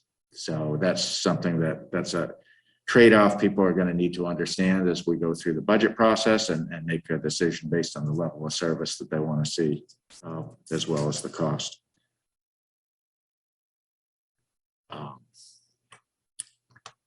So this slide's a little bit out of order, so I'm just going to skip it because we basically already covered it. I put this together really quickly. I didn't have a whole lot of time. So I just put together for each section of the budget so that you can see where the increases are, where the decreases are, the handful of things that have decreased. I did retool a couple of numbers in between what I had sent out to you back on February 13th compared to what I sent out yesterday. There are a couple of sections that changed, not a great deal, but for instance, like on the special counsel,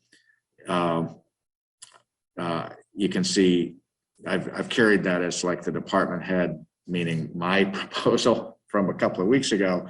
I did reduce that a little bit. We did get the invoice for legal for January, and it was less than a third of what the year-to-date average had been, which fingers crossed, that's a trend.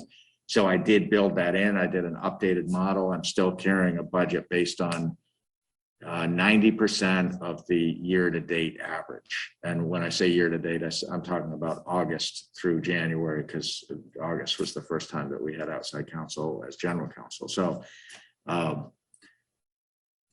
it seems like a reasonable number to me, but that changed a little bit.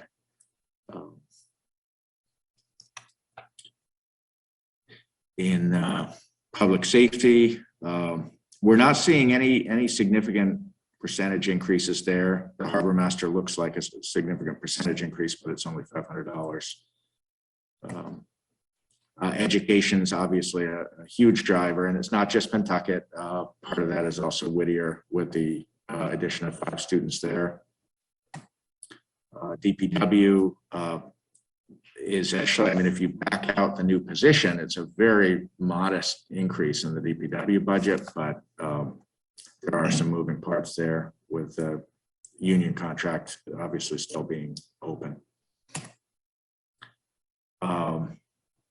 The human services category, Board of Health, that reduction is driven basically by reduction in recycling costs, which are down $35,000 from the current year budget to the proposed budget.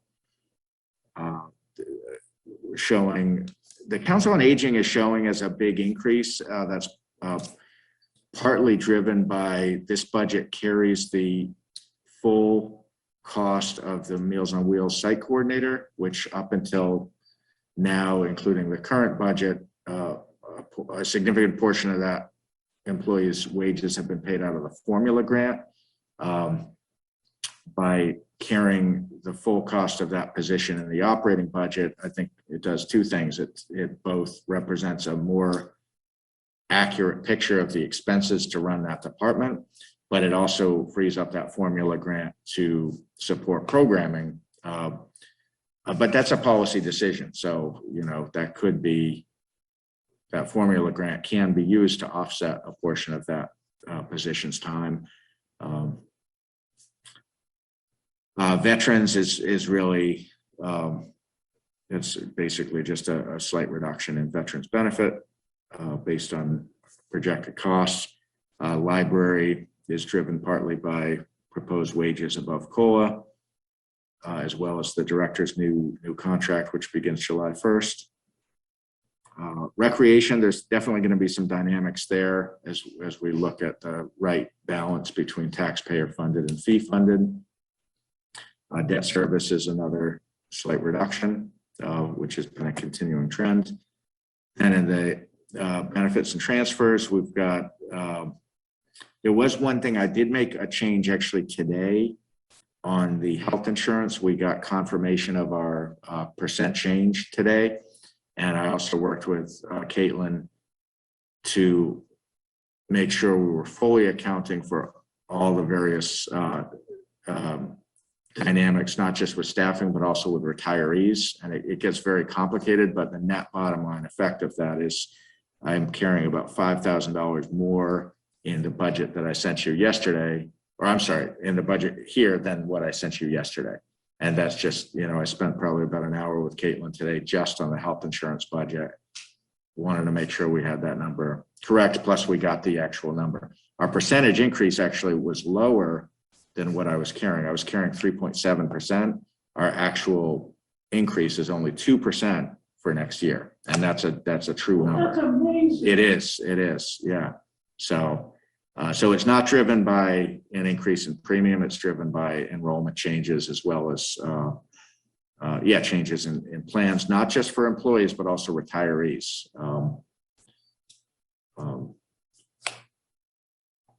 Because that all factors in. So, as I said a few minutes ago, I have not built in the reduction if the school stabilization transfer were to be approved. And then, we talked about this last time, that over the last 5 years or so, there has been a trend toward transferring some amount of free cash in order to offset the tax bill. So whether that happens or not remains to be seen.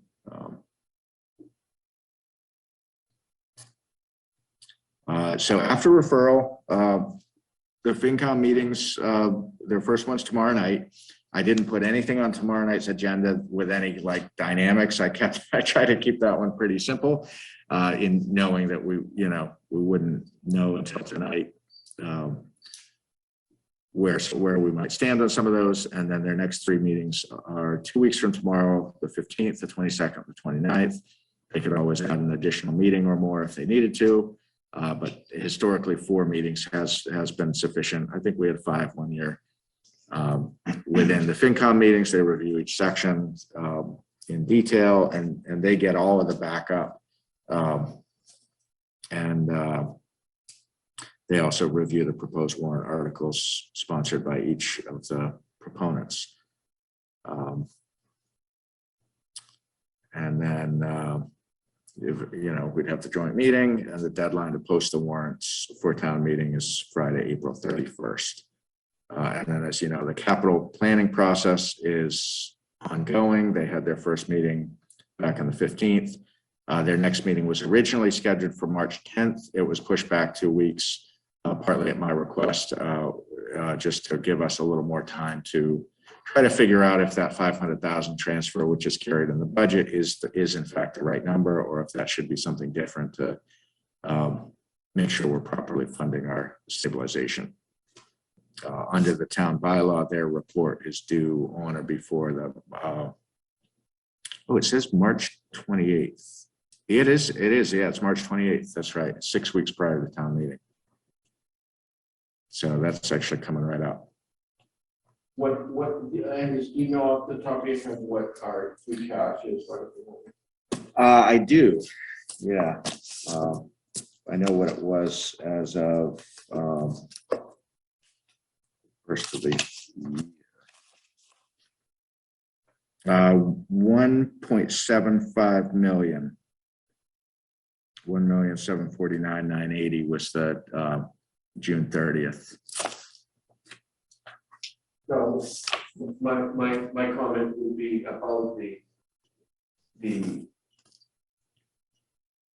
I would not be in favor of increasing the rate and appropriate to put into stabilization anything higher than 500. If it seemed like the stabilization needed more money, I would say that it has to come from free cash.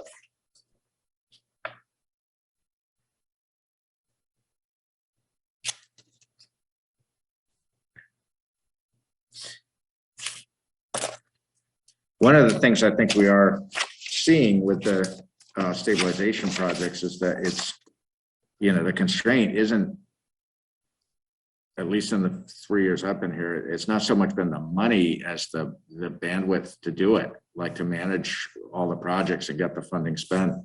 I think that's something that would be helped with some additional capacity. But you look at something like the water mains, it's even if the money was there, it's a huge effort to do these projects.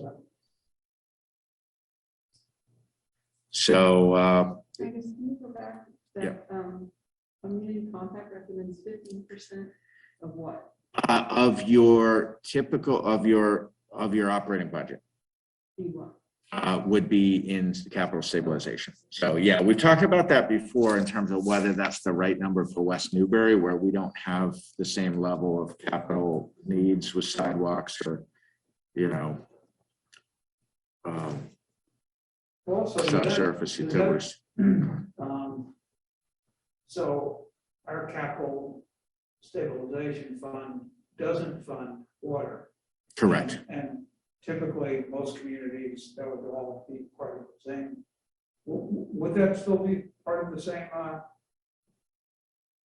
mean, water in most communities would be funded out of the capital stabilization fund? Or- No, I think in most communities, I think it is an enterprise. Oh, it is, okay. Yeah. Almost, Yeah.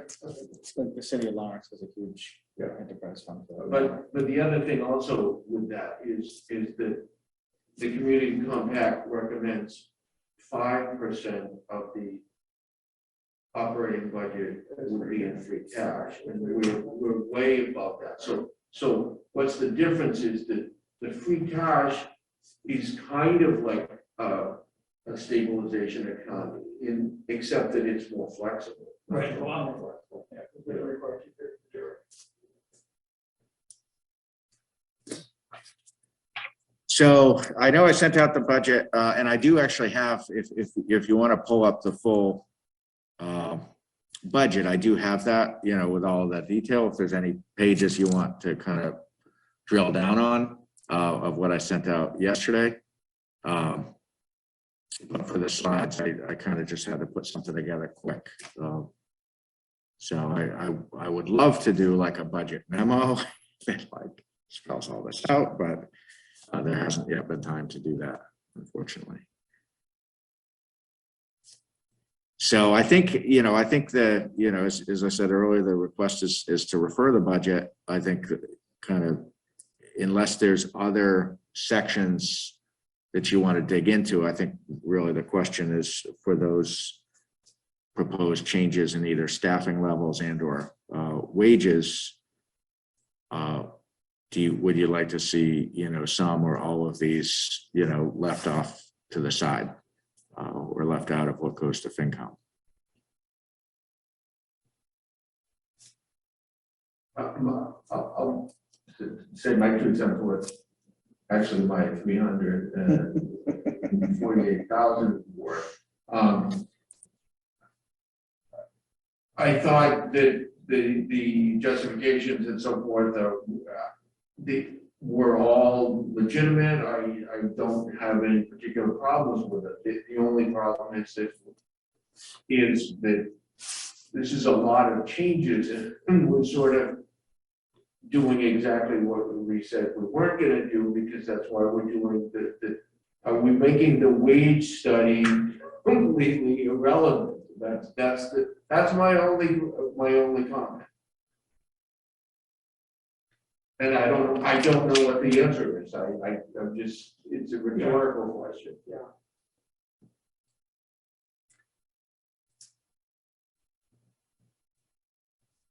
So what, a lot to absorb. For the wage study, there's no number in here to fund any, the aggregate changes proposed by the wage study. Correct, right. We've got it as a draft right now as a warrant article. I think it would be better in the budget, but it's with the timing, it's very difficult, and that would create like even more complexity. It would be great uncertainty in the budget right now. Yeah. Too, because that's a number that we can change that. Well, we can't change it once but yeah, I think it would just create greater uncertainty in the budget. Yeah. Yeah, but the timing is just, it's very challenging, and it's challenging for us who are like right into it. It's going to be very challenging for the, general voter who's, we're going to have to find a concise way to explain what's going on and what amount is proposed for unbudgeted wages and why. That's all going to need to happen. So the other question is, we don't. I mean, you had the slide just before this. I think it's about what a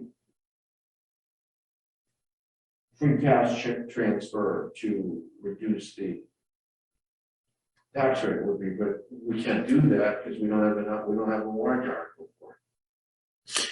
Right, I mean, that's typically done in the fall, as you know. I know, yeah. but this is a huge different budget than we've had before, so people are gonna see a big change, and I just saying that, saying that we can do this in the fall isn't the same as actually doing. Mhm. Yep. Do you have a, I'm curious about if we leave in the new positions, but take out the wage adjustments until after the wage study, is there a way to estimate the impact, what the impact on the budget would be? Yeah. So the new position, the DPW obviously is brand new. The finance right now, we're carrying like 49,000. It's carrying like 73 in the proposed, so it's a difference of about almost 25,000. So, but it's not a funded position, or it's not a filled position right now. So it's I don't want to be disingenuous. It's a new position, even though we did fund a position this year. Yeah, you know why. So I think if So it's like $100,000, or roughly $100,000 for those correct, two additions. that's right. Yeah, So then 66. about 67,000, give or take, is attributed to. Well, but that includes COLA itself. So it's actually it's about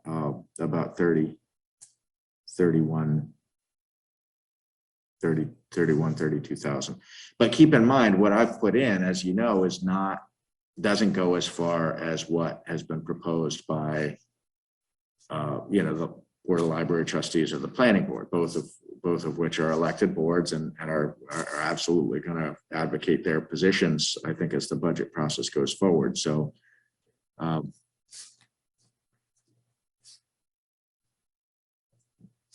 So if we did that and reduced it by 30,000, what would that do to percentage? To 2.5%?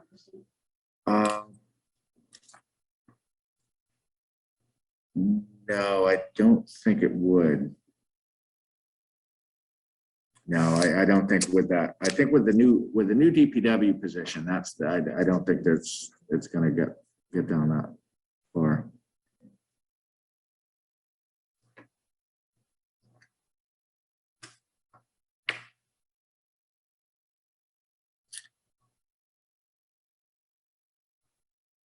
Yeah, I would really like to see us hold off on non-COLA increases that are just about wage adjustments.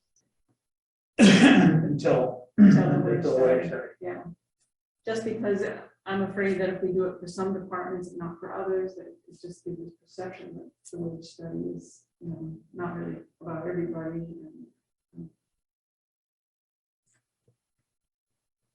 I think it's important to be impartial across the board.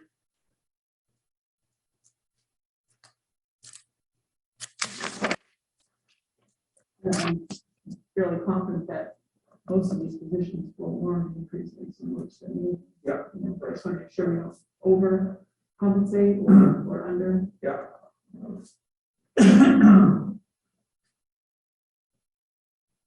I think that makes a lot of sense. The new positions, are they going to be included in the study? Did you fill out a form for the new? We didn't. You did not. We did not. No.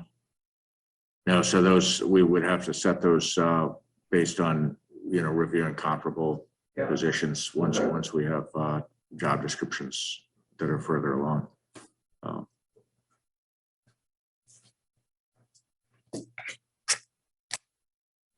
But Wendy, I think what you said makes a lot of sense. I felt, I think obviously we all wish the timing was different on that study and that we were 6 months ahead on that. That's not the way it went. And it's difficult because, just you take some of the non-wage adjustments that have been proposed.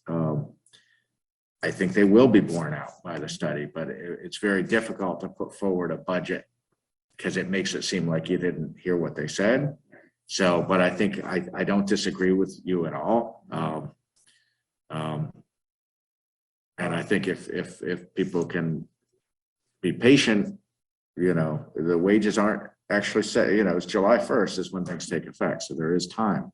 So in real terms, whether it's a budget increase or a result of the wage study and warrant article, it's still going to happen in the future. at the same time. That's exactly correct. That's That's really important point. Yeah. It's just a matter Can we, of unease. would we be able to pull that off with, okay, we got the study back, when?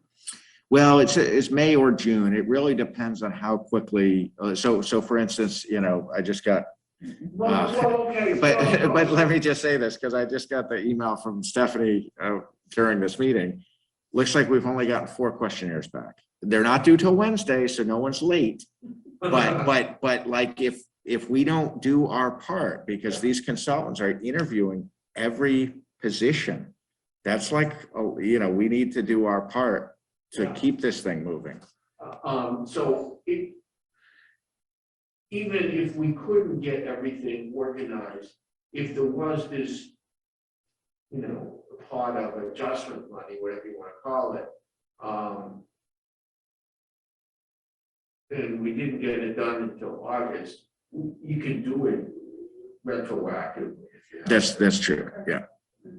So we talked at one point about the DPW positions and non-COLA increases, possibly handling them as a stipend or a stipend, because what they're doing are really beyond the current job description. It's sort of, you know, extra description work. You know, there's, you know, the CPO responsibility that's taken on by the DPW director that, you know, definitely lies beyond his, that responsibility, that job responsibility. So, I mean, that those almost seem to me as though we have to. Well, but I also feel like that's all going to come out in the wash with the wage study. Yeah. I mean, I also feel like we're kind of, you know, I don't want to overlook the fact that, you know, position's doing that work and has been since September. And by the time July 1st comes around, that's coming on 10 months of a not insignificant additional workload. But I kind of, I mean, I agree with what Wendy said you know, kind of, if we collectively hold back on all of those, then it does present that there's no like cutting in line or whatever. It's been an odd year. I mean, let's just say it. McCarron's departure created a lot of dynamics that we did not know when we prepared this budget, and we did not learn until after town meeting. That created a lot of moving parts that are still settling out to this day. So that's not good or bad. It just is what it is. It created some real dynamics to who does what in this organization. You know, I can accept that. You know, what you suggested, I mean, I can, I can be persuaded either way, but Wendy's point about fairness and stuff is really true. I mean, like, now we're sort of doing this squeaky wheel gets the grease rather than sticking by our guns, and this is why we did the study in the first place. Yeah, if you watch that video that Angus sent, that of the Collins Center consultants for the employees, and that was how she lined it up in the beginning, that this is not about the squeaky wheel or the person that has connections to the town manager. Is an independent, you know, impartial approach to adjusting wages. So that's what the employees are expecting. Yeah. That's on my list. Watch that. It's not that long. It's well worth, yeah. not sure what place it is, if it's, there's a lot of that. Well, I'm sitting at the right sidebar, there's the CPC meeting, there's all kinds of interesting things. So I think with those, with those changes, we're talking about 31,000 roughly.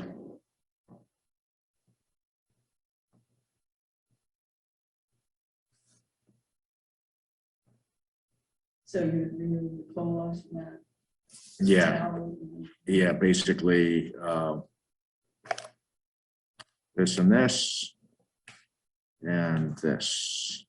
So does that library also reflect the library director's contract? Yes, I yeah. have to say. That's already, Yeah. that's embedded in all of the scenarios in the budget, yeah.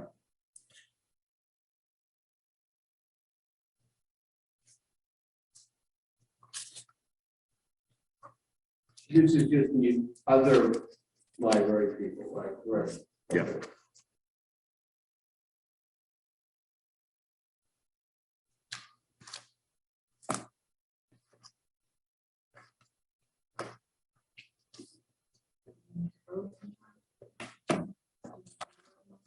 I don't.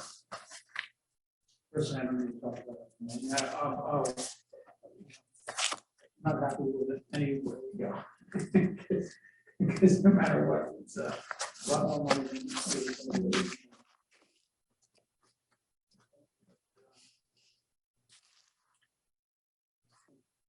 That's the reality.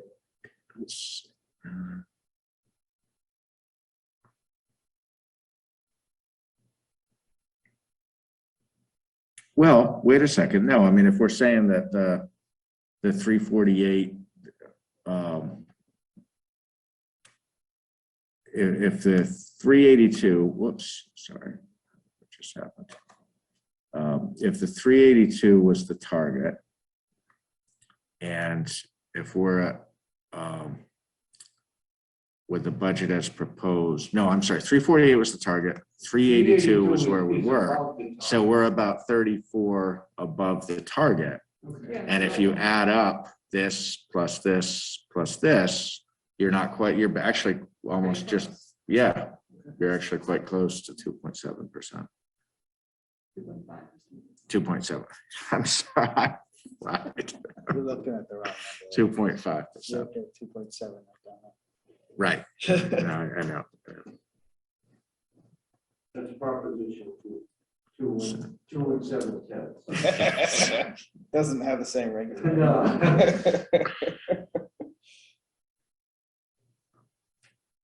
Which actually gives a very sound policy underpinning to what you're talking about.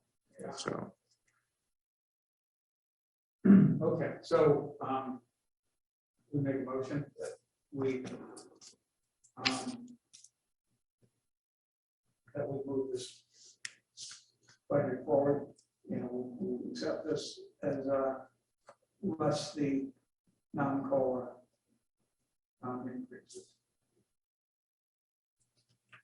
Refer to. Yeah, we refer to the same. I hate to just, I know you like to get it to the penny correct, Andy, so like, does the library one, for example, the 15,000, does that have the 2% in it, or? Yes. Yeah.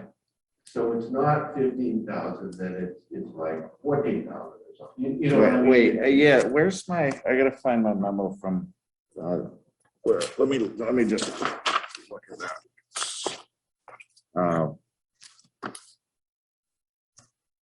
It's late, don't worry. No. Later. No, I think it's, no, I carried COLA in all of my scenarios. I didn't carry any zero increase. So would they have the increase that the library trustees recommended plus 2% then? let's see, so this is, Doesn't really, it's very minor. if you take, 2%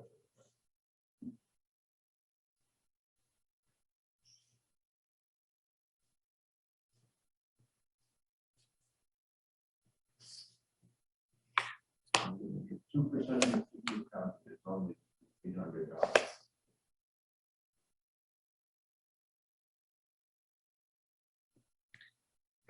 Yeah, no, it carried COLA.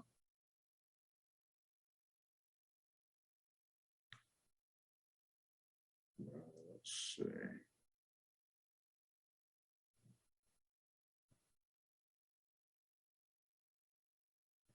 It carried,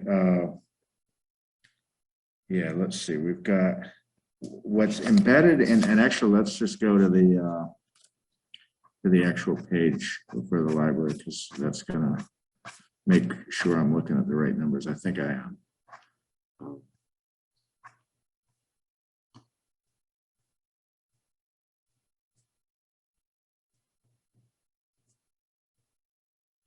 Okay, so the number I've got, 289,471, carries the director's approved contract, and it carries some other adjustments other than COLA. With the reduction of the 15,185, it carries the director's contract as approved, and it carries 2% for every other position. So that 15 is the actual delta between what you see up here and what it would be if we backed out everything but COLA for everyone but the director, based on if she's got a new contract. Does that make sense? So that's a good number. That 15 is a good number.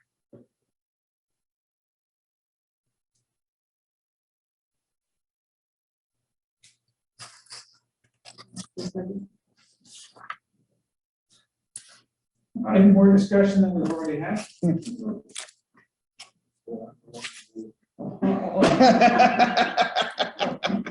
All in favor? Who was the second?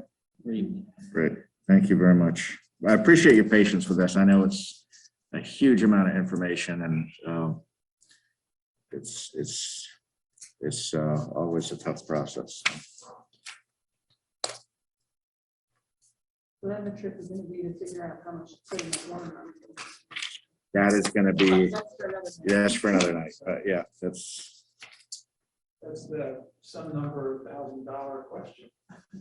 right. Okay, so that took care of K and L. Item M, we put together the list. It's nothing you haven't seen, but I just wanted you to have a list in front of you. I don't know if you had a chance to scan through this. The wording's not, it's all just kind of, it's just to get the point across. And like I said, like we said in the preface there, some of these are special, some of these are annual. The numbering is not what it's going to be, but we wanted to make sure that, everybody had a list of what got on there before the warrant closed. And so that's what you have in front of you. So over the next couple of days, we're going to be working to update the packet that you got a couple of weeks ago with all the backup, so that it corresponds to each of these articles and with all the backup, so that we can put that together for the finance committee meetings.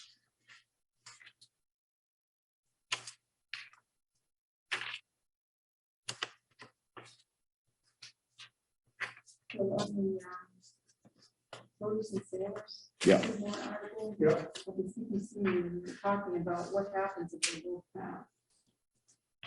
And it's conceivable. One's a majority. Which numbers are we looking at? 14, 13, 14.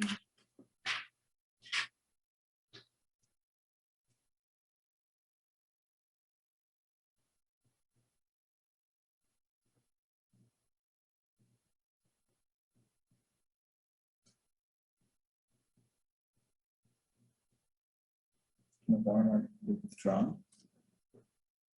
It can't be withdrawn. It can be passed over with no action, but if anyone on the floor of town meeting makes a motion, it's on the floor. Let's say like don't sponsor the second one or something. So, and anyone on the floor can make it. Well, I mean, what McCarran always used to say was that just because town meeting votes it, it doesn't, it's still the board. You know, the town meeting can appropriate, but it's still the board that goes forward or not. I mean, he said that 100 times and he's correct. It is legally correct. But I mean, let's just say that happened and both articles passed. You would have the authorization and the funding to go in either direction. You know, you could decide to go in either direction, or you could decide to bring it back to another town meeting. It would fall back on your desk.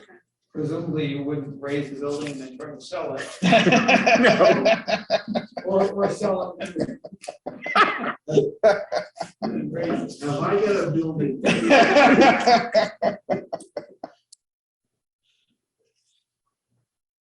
Building in West Newbury, I need to sell it.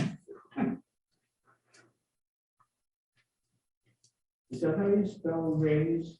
It is. It is. Yeah. It's an interesting word. Yeah, you don't see it very often, yeah. On the other hand, you could spell it R-A-I-S-E and you would be filling it up. Raise and appropriate. As in when you raise it, when you raise it. Bring it back.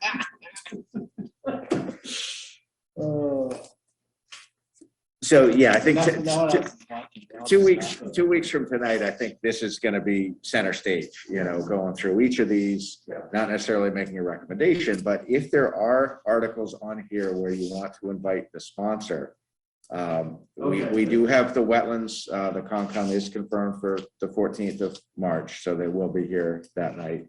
If there's other articles that you want to arrange for someone to come in, just give me a heads up, or me or Jim, and we'll make that happen, provided people are available. But So the Affordable Housing Trust bylaw should be submitted by then.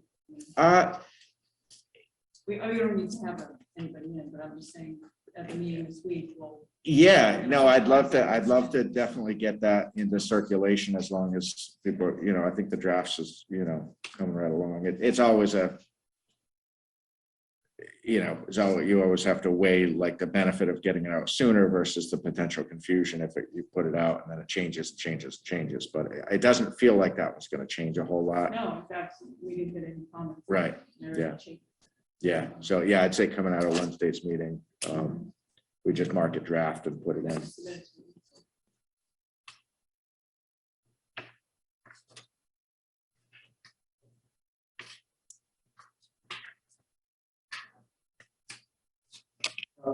And I can say one now, I'd like, I talked to Wayne about it, but I still want to know about the old highway garage. You know? Because that's going to be a tough sell, because we built a new one because we told people the other one had to be torn down. I think that, yeah, I know he'll be, and we got to get him in front of you guys anyway on a number of things, but that was discussed. I think it was a really good discussion of the capital meeting. I think he was very well prepared for that question. But don't you think, Rick? Yeah, well, I guess in sort of defense of whatever anybody says right now, the person who said that is no longer the DPW director. And I agree with you. I recall that being presented as the building that, you know, was ready to fall down.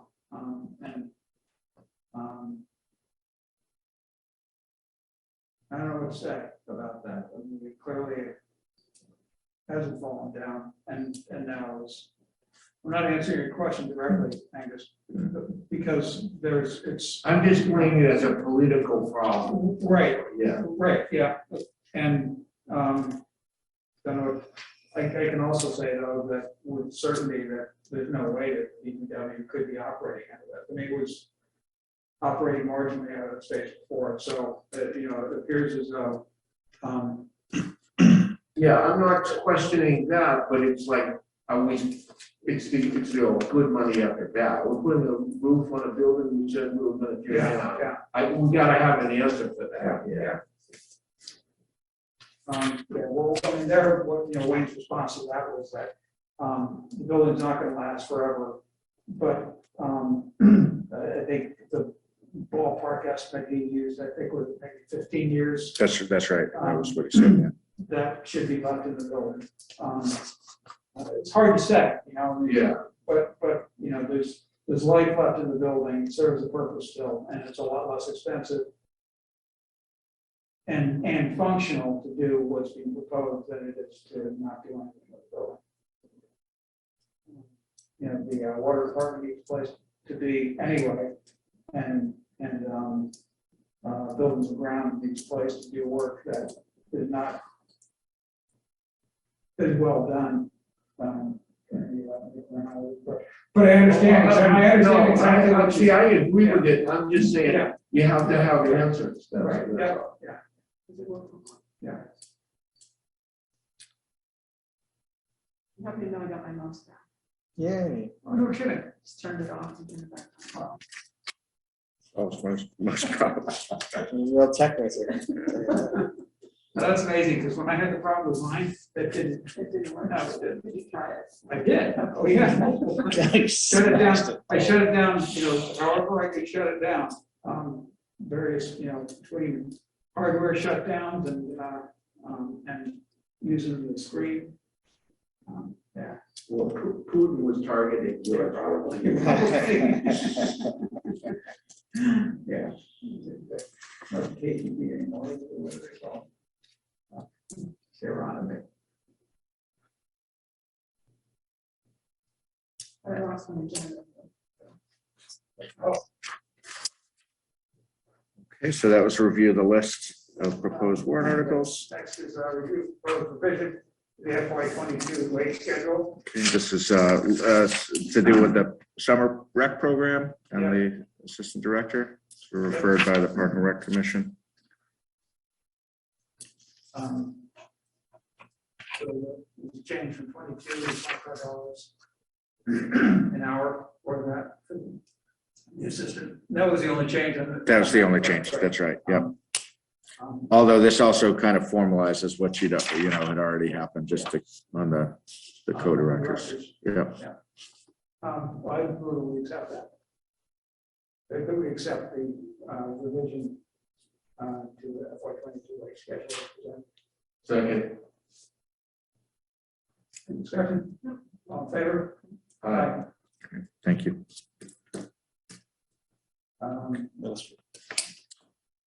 Yeah, I don't know. Do you want to get into this now, or do you want to? I think we should move it forward. I think we should just, so the question is whether or not we go ahead with the permitting, do the mass DEP, do the DEP's requirement that we filed under chapter 91. I probably didn't phrase that right, correct? That's right. Yeah.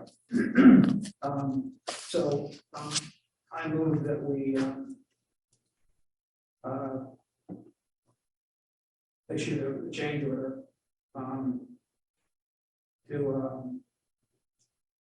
to do that permit, to do the mass DEP chapter 91 permit. I think we need the bridge to go forward, and I think if it's fully permitted, that we will have a much higher probability of being able to get other money, because we'll have a project that's literally shovel ready.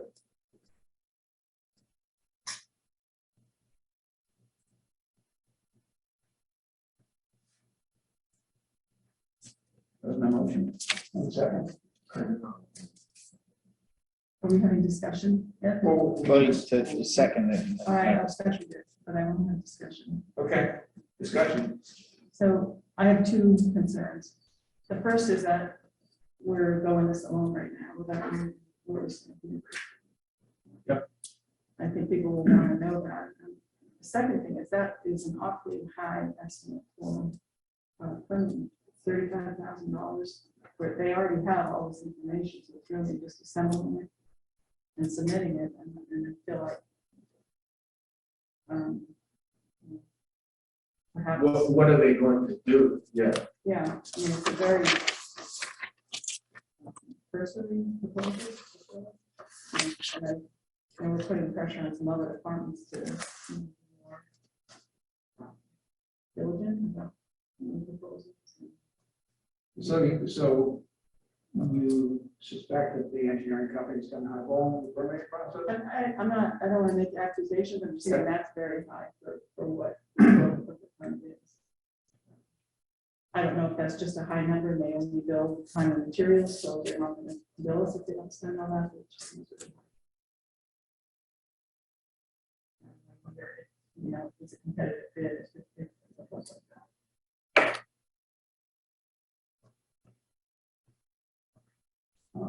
Unfortunately, to get a new one, we have to.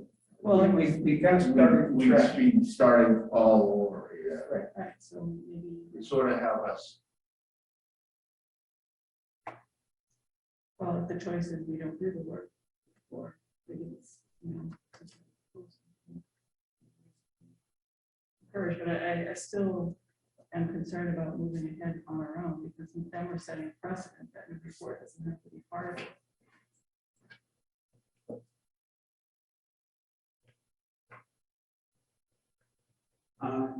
So this is a bigger conversation than. Yeah, I mean, I just, on that last thing, though, I don't know if I agree with that, just because the Newburyport hasn't paid for any design work for quite some time, because they paid for all the initial design work until they had fully drawn down the small bridge grant for the roughly 250,000, 248, I think it was. Since that, you know, and all that remains in their small bridge grant is dedicated for construction. So since that time, West Newbury's grant through the MassWorks has paid for everything. So there was kind of a passing of the baton. So it's just on the precedent idea. I'm not, you know, you're not wrong on the other piece, but it's not really like a precedent thing. It's just we're the ones with the grant right now. So when the memorandum of understanding was viable, the understanding was that West Newbury would pay for all the permitting. That was never even part of the MOU. That was just something, I mean, that goes back when we initially got the MassWorks grant. It was understood that the DOT. We were going to share our grant, they were going to share their grant. Yeah. We were going to each benefit from the combination. And of course, at that point, it was an MOU or MOA or whatever it was called, that, you know, we would split any additional cost. Obviously, that agreement wasn't carried forward. But, you know, I think, you know, based on the infrastructure money that is likely to become available, that what I expect is there will be an opportunity. I can't say absolutely, but I expect there will be an opportunity for West Newbury to apply for federal grant money that would cover some substantial portion of the cost. And if we're not ready to go, then we're probably done with the bridge forever. And I don't personally think that's a good thing. I think that's a real bad step.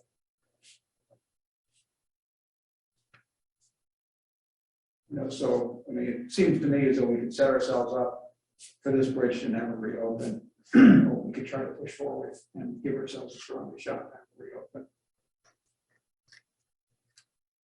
And the decision making on this is kind of slow. It's something, I think I asked somebody, like, how long is it going to take to make this decision, right?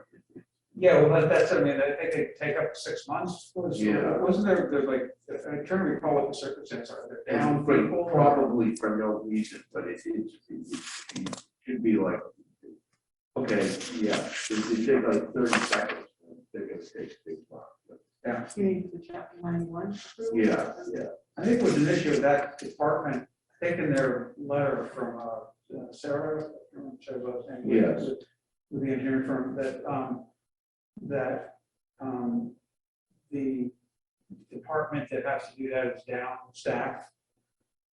And you know, so whatever the turnaround might have been, down staffed it was.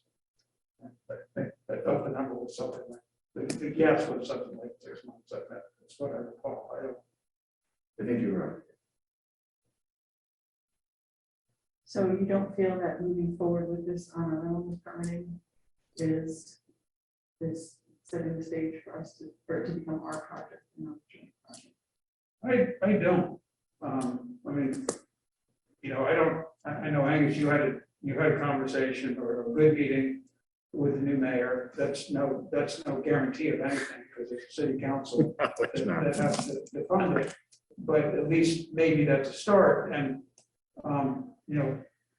furthermore, there is potentially a legal option that was, introduced by Mike McCarron, which we haven't really, there's been no reason for us to begin to pursue. But might if push comes to shove.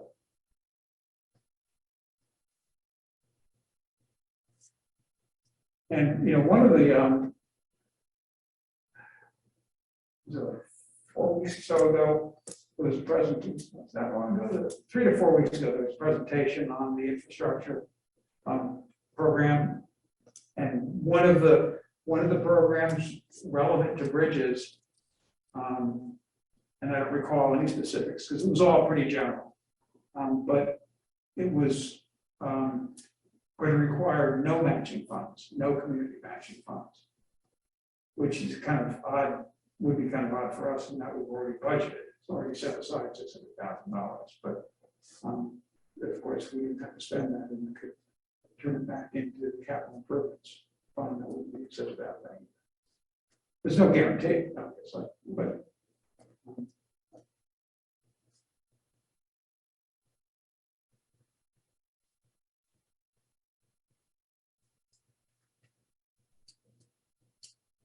Is it worth asking BSC to tighten up the proposal, or at least explain, why it needs to be that expensive, and make this the next meeting, or is that good?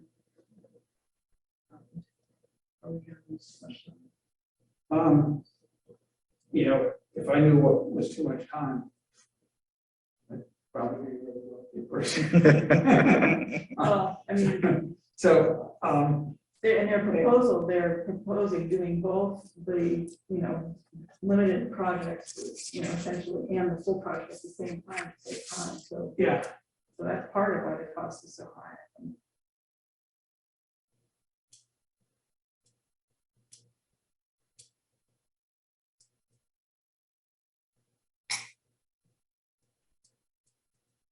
Do you think it's a waste of time to pursue that minor?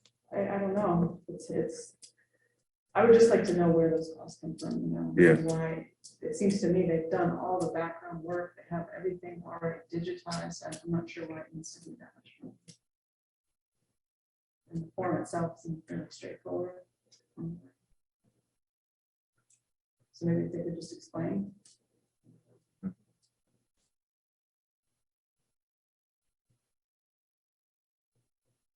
it's possible.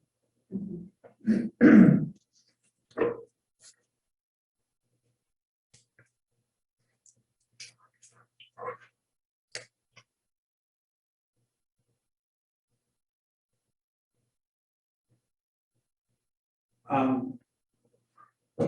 wonder if they would, if we get a good reply in 2 weeks. Yeah, I think we can. I mean, but I think it would be best if they could be present. Or if they couldn't be present at the meeting, to arrange for, some daytime Zoom, but so that there could be direct engagement with them, because I think that's the only way we kind of get forward. Okay. Well, if if we can schedule that, I can go with that.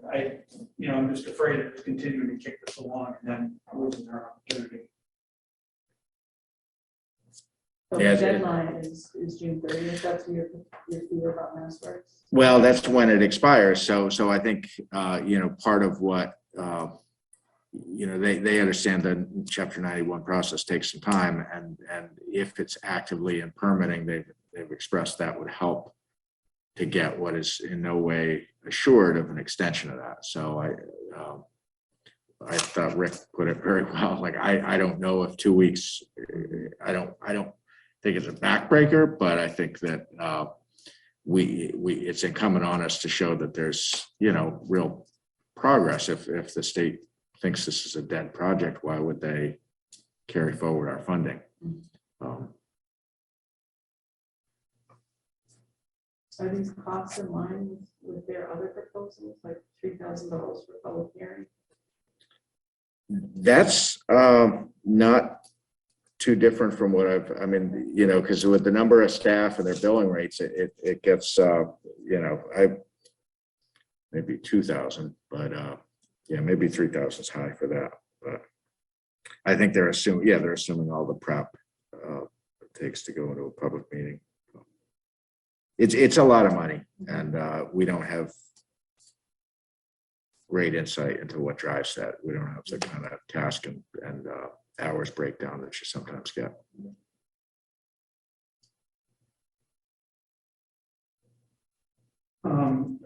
What would be the best way to have a conversation? To have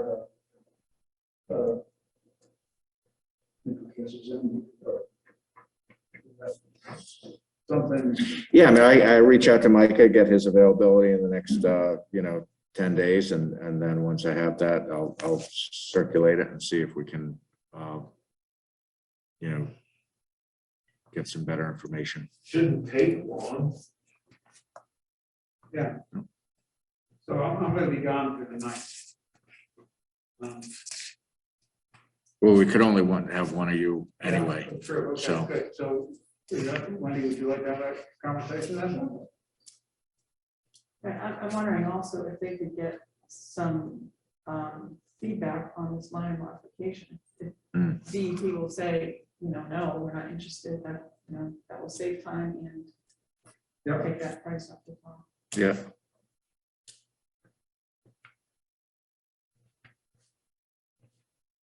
I mean, based on the DEP's response to the initial pushback, it seems unlikely to go from there.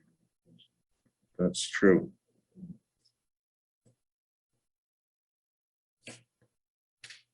Okay. So we'll see what we can do and then bring that back in 2 weeks. Can you withdraw your motion? Proceed. Can you withdraw your motion? Oh, yeah. Thanks, Joe. Yeah, I would. Just on the straight and Yeah, narrow. keep us honest. Great. Thank you. I don't want you voting on the next thing and then Right. someone being like, they did it.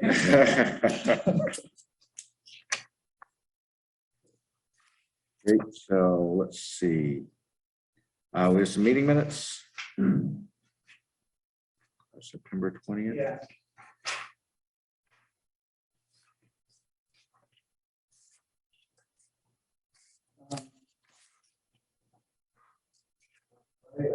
I printed a couple when I got here, right? A couple things that.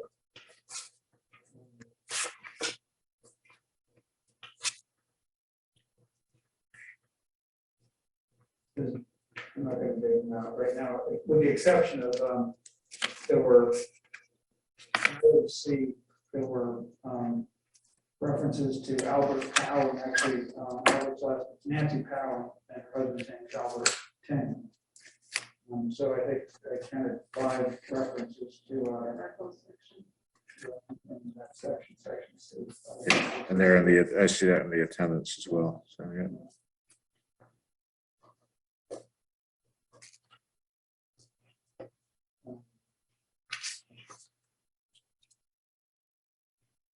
Yeah, there's another paragraph.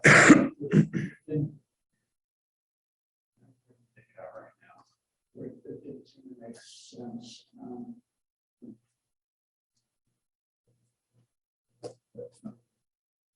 Probably the recording, everything in context. Makes sense.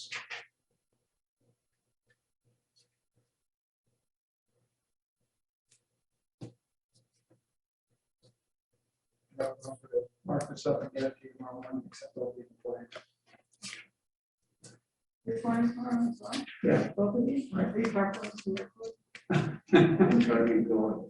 We have an 11 o'clock flight, we're leaving at 7:30. We're gonna drive down to Peabody, leave the car in Peabody, take the bus from the Logan Express to the airport. So we're not far forward. Sorry. Do you have it marked up now, Rick, or Huh? do you have it marked up now? No, I don't, because I printed this out after I got here and so I haven't had time to go through it again. If you want to get me the edits, whenever, Okay. can approve. Okay, so I can give it to you when I get back. Yeah. Okay, sure. All right. But in the case, I move that we accept the minutes as to be received, modified. Of the Monday, September 21st.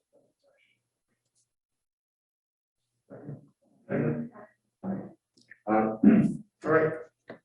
Okay, and I think you guys know everything you need to know about the wage classification study, and then on the summer rec, we're actually making great progress, and we should have that. They say 6 to 8 weeks, but we may have it 2 weeks because we got the credit card vendor lined up. We've really been pushing to get that up live, so that's going to be really good to get that done. In the meantime, we did set up a page on the town site as a landing page, just so there was something to direct people to, and that was kind of, and so I want to thank Christine for, she was able to help me make that happen on really short time, so. Great, well, let's move it. That's good thing. Yeah, all the forms were updated, and yeah, it's been a big effort for sure. All right.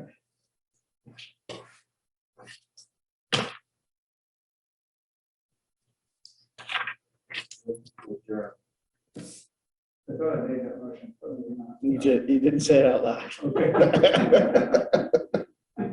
I'm sorry, yeah. Okay, we have a motion to adjourn. I'll second. All in favor? Aye. All right. Sir. Thank you. Thanks. No, it's still not.